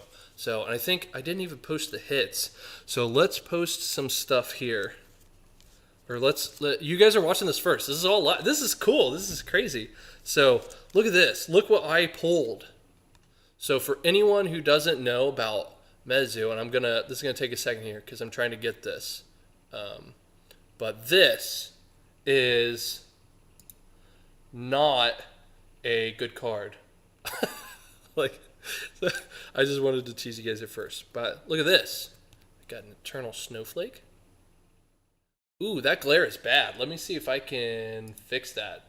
Is that better? Maybe. Ooh, this is going to be more difficult than I thought. I don't think I'm going to spend a lot of time on this. I think I'm going to read some comments as I casually show this maybe, because this isn't going to work very good. But I got a silver bullet. You see all these nice reverses and hollows that I got. And I don't even know if they're going to be all that good. But let's see here. Well, let's see. I'll just show you like the better stuff that I got really quick. Let's see. I can't even pronounce it. Freaking Tzurich. I was happy about that. And I was happy about, I just like Sinkhole Sam. I got Sinkhole Sam. These are all second edition, by the way. And I got a freaking, what is this? Oh yeah, I got a Matlocks. I thought Matlocks was cool. Matlocks is cool, right? And then I got a Jersey Devil. So I was super happy about that one. My buddy, he pulled the freaking Mothman. Like, whatever. Okay. Let's get back to some content here for you guys. Because I know not all of you came for that. Let's see here. Just open my first, not looking to collect the reverse hollows. Still missing a lot of the full hollows. Yeah, man, I'm trying to collect too. I've got my binder all set up to the side. I haven't even started. But yeah. Mason sent me a heart. Thanks, Mason. When is MetaZoo hitting Walmart? Haven't been in my area yet. They are working on it. Josh. Yeah, I haven't seen it either, but it is in the works, I guess. I don't know how else to say that. Heck yeah, man. Let me know so I can make sure I'm free. Yeah, I'll let you know in advance. Bundles, I'll let you know in advance. Mason, I guess I should say. Yeah, like you guys know who I'm talking to. Jeez. Dude, I freaking suck at this live stream stuff. Bundles are where? Sam Harvey. Just tell me the website name. I typed it in the chat. Okay. Well, oops, just delete the comment I wrote then. All right, he's gone now. Let's talk trash about him. That's freaking Travis. I love it. Jersey Devil is awesome. Okay, you guys are probably just now catching up to me, and I'm just now catching up to you guys. I finally caught up to chat. I guess I just needed to show you some stuff. And I got this ground card. Like, yeah, I gotta switch it back to this. Even though, I'm sorry, this is a trash setup for this. This is not ideal. But I'll post some comments, or freaking post some photos for you guys. Mason, I don't know if you've seen or heard it before, but I am drinking literally the gallon jugs that you get from Wendy's, the Dr. Pepper, and I do not drink pop that often, so it's it literally is making me giddy. So okay. Oh yeah. I can't believe I forgot this. I got a power up red. I was so happy about that. I was stoked. LOL, JK, Zach, says Travis. Yeah, man, I get you. It's totally cool. I've seen you in the chats before. You're good, man. Oh, yeah, I pulled, I don't know how to pronounce it. Bigfoot, I think. Let's see here. Let me see. Yeah, I guess I got another one of those guys, too. I'm trying to see if you guys are asking me any questions while I'm going through this crap too, really quick. I'm like leafing through all my, all the commons and all the crap that no one cares to see. What is this guy? Mermaid scales. I pulled mermaid scales. Why? Mason says, why are you telling me that? Like, why did I tell him that I'm all hyped up on caffeine? So it's kind of funny, basically, because like I've been telling people intermittently throughout the stream, that I've just been telling people intermittently, like I'm all hyped up on Dr. Pepper. The wife isn't here, so I'm not supervised tonight, and I've got a bunch of Dr. Pepper that I drank, and tomorrow morning I'm waking up early and going to the donut sweet shop. Looking forward to hitting that up. I got a Funeral Mountain Terror Shot, which is pretty cool. was happy to see that. Mothman is better, so he wins. Absolutely, he does. He did pull that Mothman. Let's see here. Oh yeah, I pulled a Chibi Ketsa. That's kind of cool, right? Let me know if this just sucks and you guys want me to stop doing this. I know it's not super... Oh my gosh. Dudes, I could have been doing this. Face cam only. That probably makes it a little bit better, doesn't it? Probably. So you guys looking at that baby screen. Even though it's like bad. It doesn't even matter. This is a horrible stream. Everybody's thumbs down already, I'm sure. Do I have any other cool cards? I want to show you guys the Power Up Red again because it's a really cool card. Let's see, where's it at? Here it is. What kind of questions do you guys have, or what kind of statements do you have? Does anyone have a bold 2022 statement? Not really. And the reason I told you all of that, Mason's like, oh, okay, I'll live in your best life. Hell yeah. Oh yeah, you know it. And see, this is how you make friends, right? Like, you tell them the crap that most people are going to be like, okay, like, why do I care? Right? Like seriously, like, why do you care? Why do you care that I'm drinking Dr. Pepper? But it's that little human element to where you kind of smile and you laugh and you're like, why did he bother telling me that? You know, it's kind of endearing about a person when they just tell you crap like that, like, how's your day going? But they like actually care, right? Like when you talk to your friends or your girlfriend or your boyfriend or your girlfriends and boyfriends. I don't know how you roll, but it's just little things like that. Like when I ask, like, what are you guys up to or what are you doing? Like, I'm genuinely curious. Like, I just like hearing stuff like that because I know that there are real people watching this right now. I just think I think it's cool. Call me cliche, but I think that's cool. I'm not saying me drinking pop is cool. I just find it kind of funny that, you know, this is kind of an investment Pokemon, MetaZoo, whatever channel, hodgepodge crap, and like I'm talking about drinking Dr. Pepper. Like, like I think I've consistently brought up Dr. Pepper more than I've brought up Pokemon tonight. Oh, yeah. Oh, thanks for saying that. Let's switch it back here. Let's go back to this.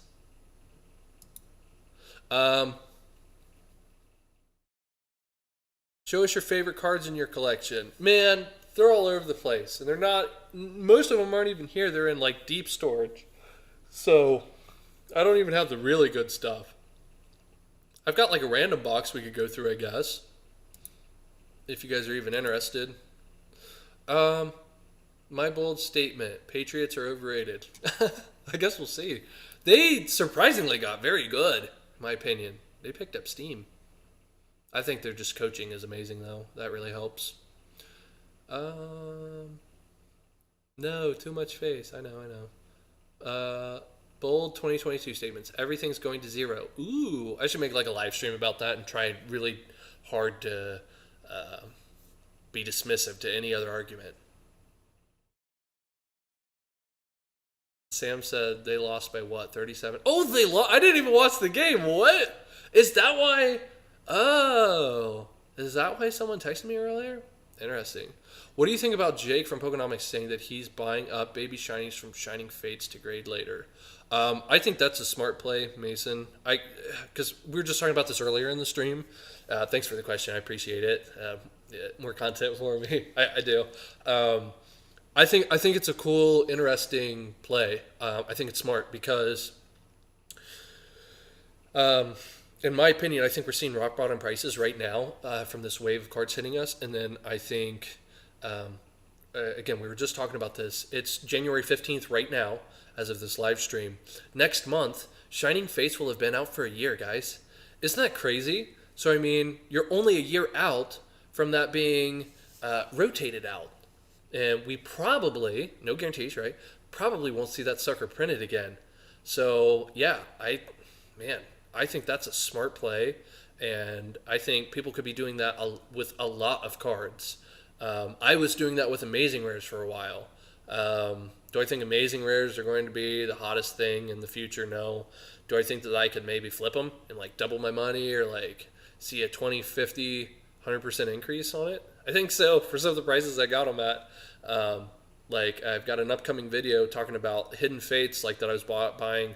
I was sniping some, not a lot, but some of the hidden fates stained glass bird promos. The what are they? The SM210s, SM220. I think they're the SM210s, aren't they? And anyway, the bird promo, the ETB bird promo. Everyone knows what I'm talking about, I'm sure. So I was buying those at like $4 shipped, $4.50 shipped, something like that. Which usually the lowest you see them is like $7 to $10 shipped, and that's on the lower end. So I yeah, like I was, again, I didn't have a super high hit rate on that. My goodness, though, man, I could take that to any show ever, and I could easily flip those for $10 on the low end. And if I get the right buyer, I could sell them for 15 to 20 a pop too. Especially, in my opinion, if I wait just a little bit, or if I grade them, slab them up, get some decent grades back, crack out the ones that don't do so good, and then sell them later. So, Gump Brave says, yeah, SM210. Thank you. Yeah, I didn't want to Google that, but yeah, I mean, man, like I think the smartest plays right now in the Pokemon hobby space would be kind of doing what he's talking about, what Jake's talking about, which is buying these super duper duper cheap cards on auction, sniping them usually. Again, I've said this before, I'll say it again. I use Gixen for my sniping service, so I'm not up late at night having to stay up and snipe it manually. I just have a service that does that for me. I set in a maximum bid limit for anyone unfamiliar with that, and that's how I go about it. Yeah, you're not going to win a lot of them usually, unless you just find a gold mine, but you only need to win 5% of the time, or 20 or 30% of the time, and it really adds up over time if you do it day in and day out, depending on what your budget is, what cards you're looking at, what set you're looking at, if you're buying sealed product, if you're buying raw cards, if you're buying graded cards, and then should you buy CGC cards and then crack them out of the cases and then send them to PSA, or should you do the vice versa of that, or should you do a mixture of the two? There's a million ways to go about it, right? Which is why we watch all these other different tubers just to get their opinions on the matter. So there's a lot going on, right? I think there are fantastic opportunities right now, though. But again, to say it again, I don't think Pokemon's like a super sexy play right now. It's certainly not super sexy, right? Because you can't stonk out of the gate on everything that you pull right now. But I think just MetaZoo is going to flat out outperform it just because it's easier. I'm not saying that MetaZoo is the better game, but I'm just saying it's so much easier to see a percentage increase from MetaZoo. That's a lighter product. You don't have those heavy dollars that have to move up as high as you do from MetaZoo, right? So that's why I like, from Pokemon to MetaZoo. So that's why I like MetaZoo in that aspect. I think 2022 will be the kind of a telltale sign to see how MetaZoo will really do.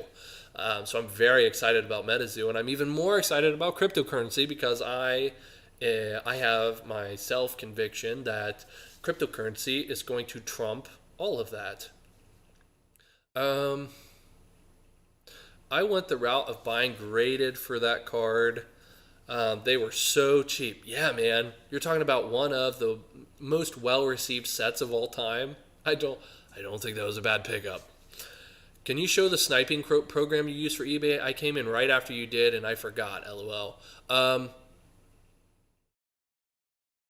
Gumpbray said, spelled Gixen.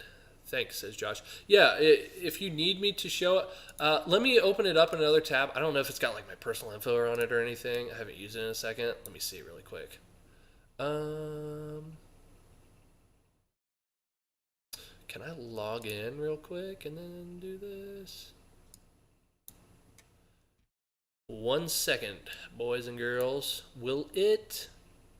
I'm just double checking the screen here to make sure there's not like sensitive info on here. Like, I don't think there is. All right, well, if there is, here it is, guys. Don't hack me, please. Okay, I don't think there is. So, that's my username. So this is Gixen. You just log in and you can make an account. You can make a free account. You're just limited to how many items you can do. You literally just go to eBay and you find its like item number. So let's go to eBay. And then let's go to, oh, that was me buying the Rudy card or the Rudy shirt. I had to get one. Let's see. What do we want to buy? I don't know. MetaZoo sample card. That's what we want to buy. This one right here. Yeah, why not? That one. Is that one good? Um, yeah. I think that one's good. Can you guys still see that? Dude, I suck at the streaming thing. Sorry, guys. Yeah, I'm trying to make sure my face is out of it. So, all you do is you just scroll down some, and then you see the eBay item number. See that bad boy? And you just copy pasta. So, copy. And then, where is my Gixen app? Oh no, did I close out of it? Oh man, I closed out of it, I think. Dude, do I just suck at this? Or is it down here? Oh, phew, it's down here. Can you guys still see this? I think you can. Yeah. And then you just paste the number. You type in your maximum bid that you want, 950. I'm not actually going to do that because I don't want to buy that card. And you just hit add. So it's that simple. And then there you go. You never have to manually worry about bidding on an auction ever again, Josh. Hope that brings value to your life. Again, you can sign up for free too. And you can get because notice how that was one item that we would have bid on, and then you can do that for 2 items or 3 items. I think you might be capped at 3 or 6 or something, and then the paid version is way more than that. Or it's something to that effect. You're limited. I just forget how. And then the paid version is something stupid cheap, like $6 a year or something. So, yeah. All right, let's look at this. Yeah, look at these cards, man. Ooh, look at that Rayquaza. Does anyone in the stream have this card? Now I know why I never win auctions, Rip. Yeah, dude, because people are like me are just sleeping. And I already put a bid in, and I've got a robot waiting to hit snipe on that sucker. Yeah, dude, don't manually snipe. It's fun, it can get a rush, but you can save a lot more money too because you're not emotionally investing, right? You set ahead of time, hopefully rationally, hours or days beforehand before it ends and say, this is the absolute maximum I'm willing to spend on this. And just hit set it and then literally forget it. And then days later you find out oh, snap, I won that? Sweet. So, yeah. So that's how to go about that. Price predictions for Hidden Fates. Again, for anyone, this is Shining Fates. Let's look and see what no data here. All right, whatever. Do you guys say data or do you say data? Let's go back to Hidden Fates. Oh, see, that's a German one. That's dumb. That's all these are, or is that German or is it something else? Verborgenes Schicksals. I don't know. Someone smarter than me will be able to tell us, but it's not English.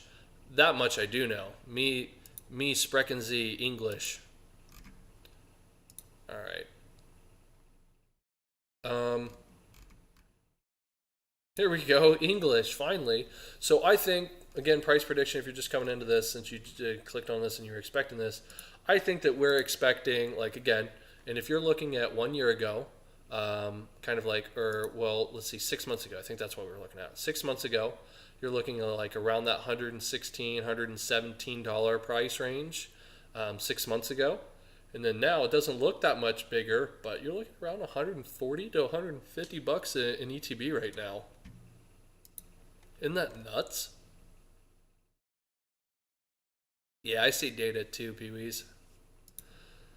But I mean, goodness, look at that growth. It does, actually looking at this line, it basically looks just straight across the screen, right? You think there's no growth there, but it's pretty significant. So crazy price prediction here, guys, but I would not be surprised to see Hidden Fates ETBs if we don't see any more reprints, which I am not expecting any at all. I could see them $175 to $200 in ETB. Now, I know that's crazy. Could I also see them less than that? Yes. Could I see them, around the $150 mark, floating around $155, $160? Yeah, I could totally see that. Would I be shocked to see $175 in ETB at the end of the year, or $200? I would not be. No. So, If you're buying ETBs, hidden fates ETBs right now for stonkage reasons, I don't think you're being stupid. In my opinion, disclaimers. I can't guarantee anything. Um, how many more useless disclaimers can I throw out? Ooh, let's look at this Fates Collide box. I remember breaking down the XY ETBs earlier last year and just looking at those. My goodness, look at that. Oh my word, dude, if you pick these up, 139, you'd be sitting at like 176. What? Look at that. Dude, there's so much money to be made in this game. Oh gosh, I love it. Um, I expect. I think Bitcoin is a safer and better investment than most things that I could be doing um, with Pokemon right now, which sounds silly. I think Ethereum will be even better than that. And I think that there are a lot, not a lot, but a handful of different coins, altcoins that will outperform even those. And I'm putting a large sum of my money into it. I just wanted to throw that out there for you guys. If you're just now tuning in, my name is Zach, and this is a show where we make up things as we go along. It's like whose line is it anyway, or whatever. Like, I wanna react to a video with you guys and for you guys. I just don't know what kind of a video to react to for you guys. Um, I've got one. Let's do this really quick. I want someone's life to be changed from this. And I'm not saying that you need to go out and do this immediately, but this is probably going to be one of the last things I talk about. If you guys have any questions about anything at all, other than how handsome I am, like other than the obvious, gosh, I got to stop that. Any questions you have at the end here, I'd be happy to answer them for you guys, to the best of my ability at least. Let's see here.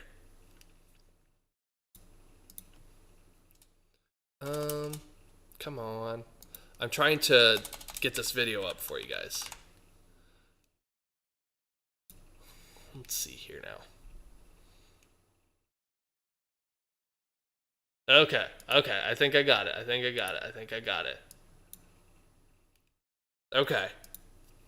I'm really excited because this is my first time doing something like this. Can I do this? I think I can because I'm providing commentary on it, right? Pretty sure I can. I don't know. I'll find out. I'll be taken down if I can't. And then you guys will just have to let me know if you can hear it. So let's. Man, you guys aren't saying anything. I guess you guys just want to see it. Let's go. Let's do it. All right. Can I? Ooh. I full screened it. I think you guys will be able to see most of it at least. Now, let me know if you guys can hear the sound. If you can't, that's a problem. Let me know if it's too loud too. Raoul Paul, welcome to the show, man. I am super excited to talk to you. I'm really excited to be here. It's going to be a lot of fun, I think. All right, so for people that don't know who you are, you're a globally recognized macro investor, master investor as well, co-founder of Real Vision. But if you don't mind just walking people through a quick synopsis, and for anybody that isn't used to me talking about finance and cryptocurrency, I am just on a mission to get people to understand what I think is happening now, which is, I've heard you use these words, and you are a far better person to listen to than me, but that there's a massive wealth transfer happening right now that gives people who have traditionally been disenfranchised a chance to get in. So everybody, even though this is sort of beyond the scope of my traditional mindset conversations, I think it's one of the most important conversations to be had right now. So with that, Raoul, if you don't mind giving us the background, that'd be amazing. What an introduction, first of all. Hold on. Okay.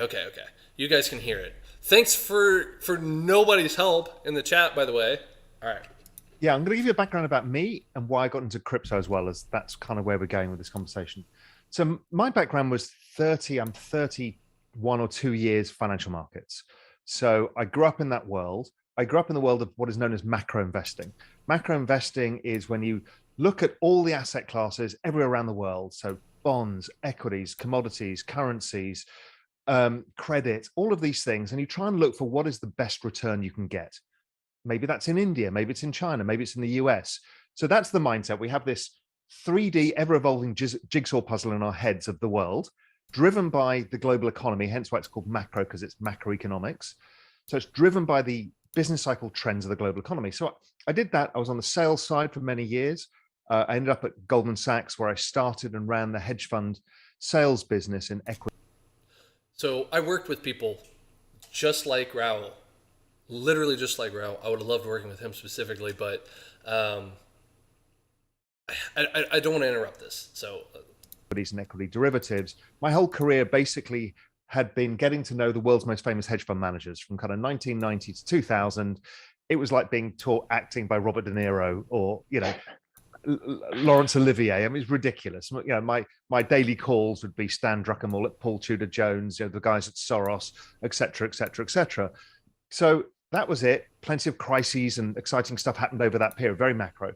Then I decided to make the switch in 2000. I saw the recession was coming and I wanted to invest and make money from it. So I moved to one of my biggest clients, which was the biggest hedge fund firm in Europe at the time called GLG Partners. And I started and ran the global macro hedge fund there. So that was now me taking these bets on a global basis over that kind of very rocky period of 2000, 2001, 2002, 2003 into 2004. Then I decided I had enough and I moved to the Mediterranean coast of Spain and started writing macroeconomic research. I'd been around the hedge fund business longer than most people at that point, and I had a huge amount of experience, both in knowing all of the players and also being a player myself. he predicted the 2008 stock market crisis before it actually happened. He was one of the few to actually do it, and who was actually vocal about it as well. Very few people actually know about this, and he doesn't brag about it very often. So you won't always necessarily get that from Raul himself, and because he's not going to say it, because he's just a terrific human being. He is a big freaking deal. So I'm sure a lot of you are impressed by what he's saying right now. And again, I'm just so excited. I don't want to interrupt him too much. We're not going to watch this entire thing. I'm going to jump around to just a couple more bits, but he's a big deal. So I started writing from that perspective, macroeconomic research called The Global Macro Investor, which I still write 17 years later. And that's read by most of the world's most famous hedge fund managers, sovereign wealth funds, asset managers, that kind of stuff. A really privileged position. And it's that privileged position that got to me where I am today, why I started Real Vision and why crypto, because they're all part of the same thing. So there I am, 2007, and I'm thinking the world is about to fall apart, and I'm writing about it. And, I'm one of the people that was, on the right side of that. And a lot of the people in the film, The Big Short, were clients of mine, and we all kind of knew what was going on. The world falls apart. Tons of people make tons of money out of it. Tons of people lose their entire livelihoods. This is not good. And it's not. And so I started asking the question because people come up to me in the street and say, why didn't we know? We're getting to the good stuff soon. And I'm thinking, yeah, why did I know? Well, fine. I've got a lot of experience and I managed to piece together the jigsaw puzzle, but why does nobody else get to know this knowledge? This was wrong. And this was the rise of Occupy Wall Street. This is the rise of the anger of we're being screwed somewhere. We don't know how we're being screwed. And I believed in that too. Then I was in Europe for 2012. We almost lost our entire banking system, plus the EU itself. I remember having to go buy a generator and dried food because I thought we were going to follow Cyprus and we were going to lose the banks. Over one weekend, we would have lost the banks on Monday. The IMF forced Spain into taking an $18 billion bailout, which rescued it in time. Then eventually we end up with this Draghi, I'll do anything that it takes to stop Europe falling apart, essentially. And that stopped the tide. But the same thing happened. I was at the epicenter of it. I knew it was coming. We all made money out of it. And everybody around me, and I was yelling to everybody, listen, you've got to be careful. Friends of mine got destroyed in Spain. The property market imploded. Everybody's a real estate developer. Everybody got killed. Friends went bankrupt. And they were like, why didn't we know? And at first I'm like, I have been telling you this endlessly. But because I wasn't on television at the time, Such a dirty they don't take you business. seriously. I'm like, it's bizarre. I write stuff that the world's most famous investors read, but if I'm not on television, for an average guy, I don't have credibility. Right. And I'm like, okay. I, at that point, started having two tangents, which is realizing I need to do something about it. That this disparate information level, that one group has everything, everybody else has nothing. And the other thing is I needed to make the world safer because we're kind of screwed. Because of this over financialization, all the debt, that we could lose the system at any point. Nothing had gone away. The printing of money was just a way of wallpapering over the cracks. Almost there, guys. That the earthquake had left behind. So I'm like, okay, what can I do? So the idea I had with a bunch of people was to try and set up the world's safest bank. And I tried to go and do that. It was slightly arrogant or stupid, probably, to try to do because it's not easy. And we got together quite an amazing group of people. Still, we tried in Singapore, we tried in Switzerland, we tried in the US, we tried. It was just hard to do. The system is not there for you to try and change. And so in that process, a friend of mine, one of my clients, tapped me on the shoulder and said, you should take a look at Bitcoin. This was 2012. And I'd been aware of Bitcoin. And I took a good look at it. And he explained to me both the store of value proposition and the blockchain element, that anything could be trusted on the blockchain. I looked at this and I'm like, oh my God, this is the future that we need. Because the problem we've got is when a firm like Lehman Brothers goes bust, nobody knows who owns what. And somebody's going to get screwed in that equation. Just one of the very issues at the center of the system. Nobody knows who owns anything. So I started looking at that and I started writing articles and invested in it first time in 2013. 2014, I started Real Vision because I wanted to democratize the very best financial information. Nobody gets access for an hour to the world's most famous hedge fund managers unless you've invested $100 million. Real Vision changed that equation entirely and said, listen, forget all this sound bites on CNBC of 3 minutes. It's worthless. We're going to give you an hour of the world's most successful investors, the best independent analysts and strategists, and then you have a level playing field.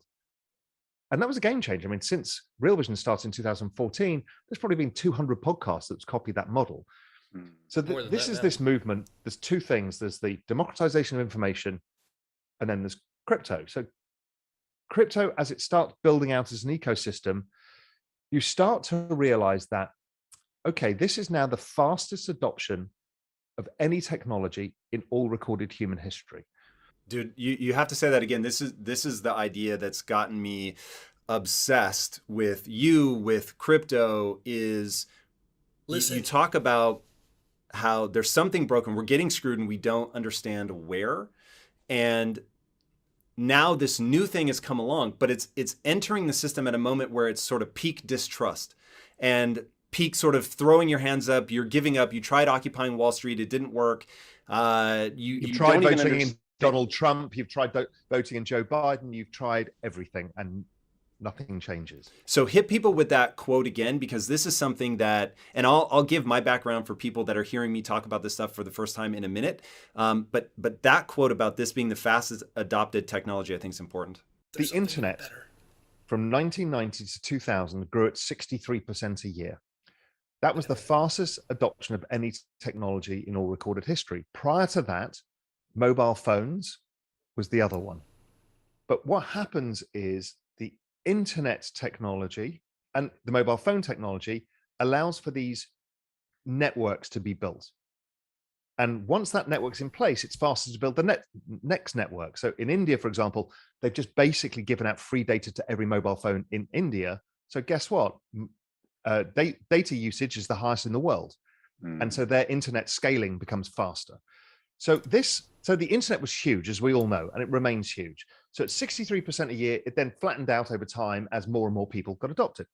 So at 1997, it was growing at 63% a year, and there was 140 million users of the internet. In 2021, there are 140 million crypto users, and it's growing at 113% a year. Jesus. Double the speed. Now, this is where humans struggle. Linear numbers and exponential numbers. Because it's exponential, it means that growing at 113% a year, we're going to go from 140 million people to 1 billion people by 2024. Jesus Christ. I mean, so when you go back and how you introduced all of this.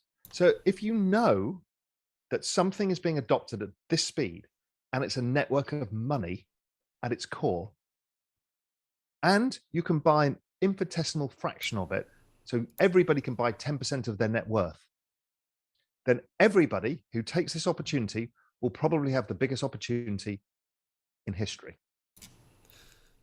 Guys, I like it, you're hearing it from Raul, not even from me at this point. I'm not exaggerating when I say that I think that crypto will 2x, 5x, 10x, 20x, even some of the best investments that you could possibly fathom in the collectibles space. Do I think that there's a spot for collectibles in your investment portfolio? Pee-wees? Yes, absolutely I do. Do I think from an absolute ROI that crypto will spank collectibles for the next decade plus? Yes. So if you want to talk about quite literally changing your life, again, I can't guarantee you anything. There are a couple other things I want to show you guys on this, though. I just hear them out. To make money. Hey guys, hope you enjoyed. Okay, so there's that. Don't use leverage. That was a good part. I will put the link of this in the chat when I'm done, so you guys can watch this. And I'll put it in the description for the re-upload if anyone is watching this far into the stream. Wow, kudos, congrats to you. You deserve a gold star. Now, the best way to look at somebody's conviction around their thesis is to see what their percentage allocation of their net worth they have in said thesis. So when I started in crypto, I was like, okay, 1%. I'll get to 1%. I just don't want to be a fool. It's sort of schmuck insurance. Then as I got to 1%, I was like, well, this feels pretty good. I'm going to go to 2%. And then that's where I was about when it started to fall. And so I was like, okay, well, here's my opportunity to buy in. Thesis is still intact. Why don't we go to 5%? And so now I'm like, well, 5% feels pretty good. I'm thinking about 10%. So what is your allocation? Of course, I know this punchline, but it'll be interesting for people that don't know. So I am, this is going to sound weird when I tell you, but I'm actually risk averse. So I own a few properties myself and I live in them. So I don't rent anything out. You know, this is my bank, is lifestyle. So, and I like to live in nice places. So that I don't consider money that I'm investing or doing anything with. That's just buried in lifestyle. My shares in Real Vision, as an entrepreneur, they could be worth nothing. They could be worth gazillion. That's not part of it. So what really matters is your liquid net worth, the money that you've got available to invest. And I'm 100% in crypto. Like, they don't make as big a deal of that as what I am right now. Like, you're talking about the 1%, like you're looking at one of them right now. You're talking about a hedge fund, a previous hedge fund manager. He is one of the one of the best known grand macro economists in the UK and globally on the planet. He set up Real Vision. Go ahead and Google Real Vision if you don't know much about it or haven't heard about it before, or this first time, whatever the case. Look at Real Vision, what he is doing for people for practically free. Like, and he's 100% exposed into crypto. 100%. Like, is there anything else that I can say to tell you guys, please look into cryptocurrency? And I'm not saying that you need to invest. Maybe it doesn't make sense for you just because of XYZ. Again, I can't give financial advice legally anymore. If I could, I would be. I can also tell you that I personally, I have to be careful how I word all this. I help my friends how I would manage my own portfolio. I give them my opinions on how I would handle it if it were mine, and it's totally legal because that they approach me with it, and they may or may not act on what I would do with it if it were my money. Hopefully all of that makes sense from a legal point of view. I hope you understand that I'm very limited on what I can say on this platform. But I'm helping them with cryptocurrency as far as navigating that field. I am not an expert in it. I am certainly not. I think you guys know that. But I am saying, like, this isn't coming from me. This is coming from Raul. Like, he's 100% exposed into cryptocurrency. When I tell you that I believe it to my core, that I think it's going to be the best appreciating asset for the next decade, it's still technically pre-viral. I know that sounds crazy, and I know everyone's heard of Bitcoin now. How many people are actually heavily invested in it?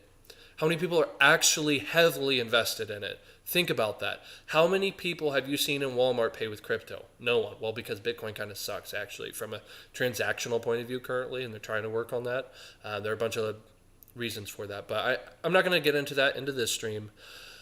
But I want to read a couple of comments here, and I just thought that that was absolutely fantastic, and I wanted you guys to hear that from someone other than me because, oh, well, you know, it's Zach, he's weird. I don't even think he was a broker at any point, and he's dumb, and he doesn't know about all of the Pokemon cards and all the MetaZoo cards. Well, I want you to hear it from someone much smarter than I am, much more successful than I am, and yeah. And I feel like I'm underexposed. So maybe I didn't start with enough cash. Golly, dude. All right. This just gets me jitters, dude. Like, it gives me goosebumps. We need Charizard's water. I agree. I would invest in crypto if you could convince my wife to add it to our investment portfolio. LOL digital. Anything seems risky. Show her this video, Pee-wees. I showed my wife this video. I've talked to her about it time and time again. And I'm not saying that she is totally on board with crypto. She's not against it. She certainly understands far more than the average person now. And she's okay with it. She didn't like collectibles at first, and she warmed up to it. She didn't like cryptocurrency at first, and she's warmed up to it.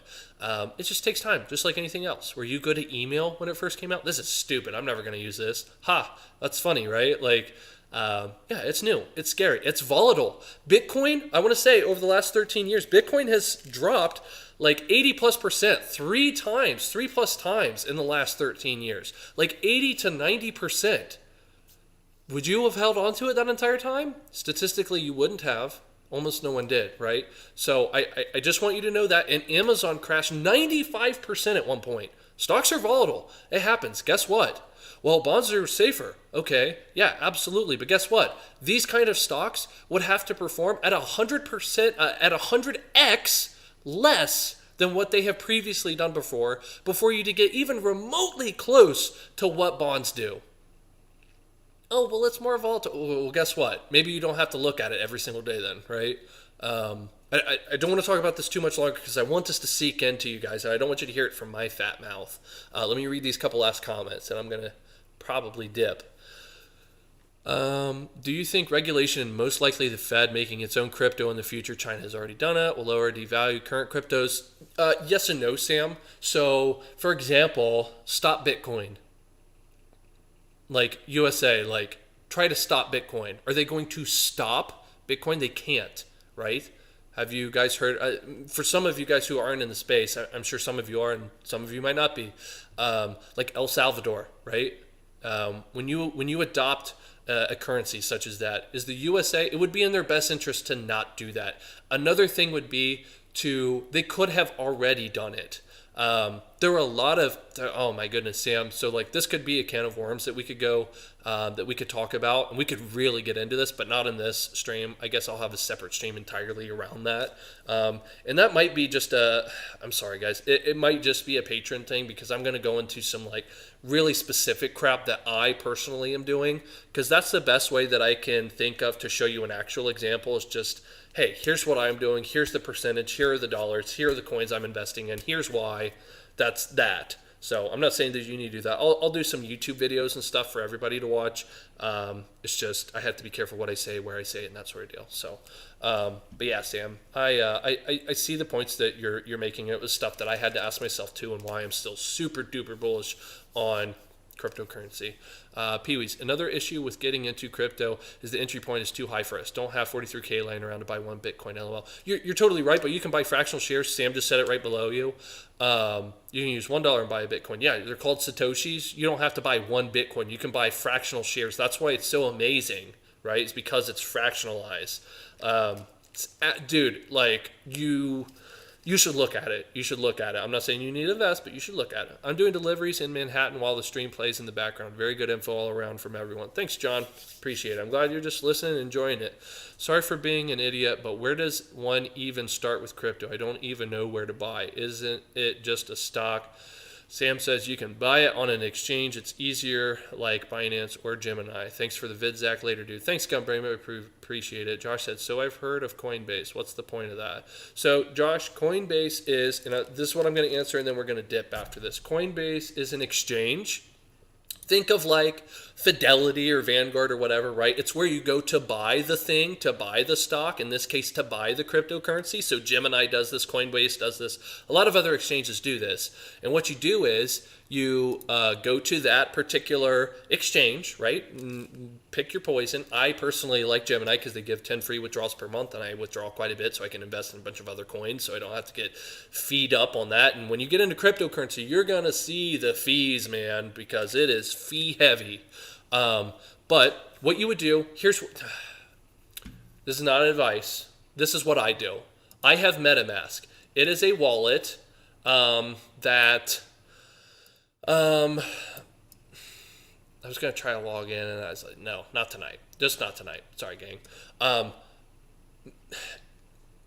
What I did was I linked up either my bank account or debit card, not a credit card, because you're going to see heavy fees on that unless you're in a certain country, and even then I think you do.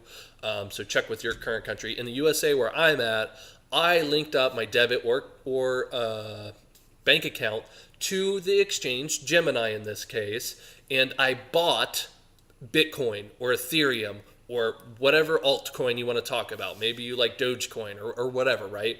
And I buy it there. That's where you exchange your fiat currency, so your dollars, your US dollars or euro or your francs or whatever currency you have from your nation or whatever, and that's where you exchange that currency on Gemini to Bitcoin, let's say. Let's use Ethereum. And then in Ethereum, I take a free withdrawal, like every month or however many times I want to, up to 10 times, and I put it in my MetaMask wallet. Now that wallet is mine. Think of like your personal wallet that you hold your dollar bills in or whatever bills in. That wallet is yours. Nobody else has access to that. You have the keys to it. It's your money. Only you have access to it. If you lose the keys, you lose your money. Not your keys, not your coins is what they say in the crypto space. It's a common phrase. It's really catchy and it's really true. So then you put your money in MetaMask. For example, you don't have to use MetaMask. You use something else. And then what you would do, what you could do, I'm not saying you need to or should, so Gemini. So hook up an account with like Gemini. They're going to ask for your information like your driver's license, all that stuff. And then you can which kind of defeats the purpose of cryptocurrency, but we'll talk about that in a later stream. And then you would put that money in a MetaMask wallet, for example, right? And then when it's in your MetaMask wallet, it can stay right there. You can put it into a hard drive, and then you can put it into a cold storage. So literally, your tokens are then on a USB stick that you just throw into a safe somewhere, or you can leave it in your MetaMask wallet, whatever you're personally comfortable with. And then when MetaZoo has an NFT drop, you can go to that, and you can connect your MetaMask wallet to that site. It's not as complex as what I'm saying, guys. It does not take long. You would literally connect your MetaMask wallet to that website and buy that NFT. There are gas prices involved with that, which are fees, essentially, which is what the network is. You're essentially paying the network to provide you for that service. And that's another thing we can talk about too, but that's like basically asking how cell phones work. You don't need to know how cell phones work. You just know that cell phones do work and you're happy that they do work, right? It's like asking how a television works or how a microwave works. I'm not going to go into that kind of detail in this video because we don't need to. But anyway, Gemini, for example, we don't have to use Gemini, and then that'll exchange it to Bitcoin or Ethereum or whatever the heck. And then you can just leave it in there if you want. It's got its own wallet, but then you can transfer it to something more versatile, in my opinion, like a MetaMask, which would be your wallet. No one else has control over that. Instead of you saying, oh man, I hope they give me back my money. Then from here, you can stake your coins, you can invest your coins in something else, or you can let it sit. And if you haven't invested in Ethereum and it's just sitting there in your MetaMask wallet, you'll see it go up and down with the Ethereum wave. I hope that answers your question. I hope that gets you started. That's a fast track of what I wish I knew at the very beginning when I got started with cryptocurrency, because I was same as you, like, dude, what is cryptocurrency? How does it work? Where does it come from? How do I get started? What's the best thing to get started with? What are the lowest fees for all these things? That's what I personally do. I'm just saying right now, I used to, wasn't cryptocurrency, but I used to invest in stocks for a living, and I researched the heck out of this stuff. I like Gemini. I like Coinbase Pro because it offers the same type of thing, but it's lower fees. From from a centralized point of view, from a decentralized point of view, I like BISC, BISQ, which is where you can buy Bitcoin anonymously. So like, think of like selling things or buying things in cash essentially as far as traceability. That's a little bit more complex, and that's something we can talk about in a different stream as well. But let's see. Sam says I like Gemini as well. Yeah, man, Gemini's pretty slick. Again, from a centralized point of view. Before you dip, just wanted to say awesome stream. I definitely like this format. I think you should sing the outro and do the chair spin at the end of consistency purposes. I use Celsius. Celsius is really good too. Crypto Cold is on it. I can tell from the name as well. I don't need to have my stupid little head bubs on. Thank you guys so much for sticking with me. Like, you guys hung in here for... I can see it now. I can see my hour mark. 3.5 hours. This has got to be our longest stream ever, right? Thanks for all the answered questions, Zach. Good night, man. Thanks so much, Josh. I appreciate it. Thanks, guys, for watching. I hope this changes some of your guys' lives. Like, I really do. Reach out if you have questions. I'll try to get to them. I really will. Thank you guys so much for watching. I hope we can talk about more stuff like this. Thanks for letting me branch out some and talk to you guys about this stuff because I'm super passionate about it. Great stream, man. Hope you keep bringing great content. Thanks so much, Crypto Cold. I really, really, really, really, really appreciate that, and I appreciate you guys. Good stream, says Sam. Thank you, man. I appreciate it. I literally have this on a cardboard box because I don't want to scratch our floors right now because this is not where I'm going to be streaming in the future. But thank you guys so much for watching, and until next time.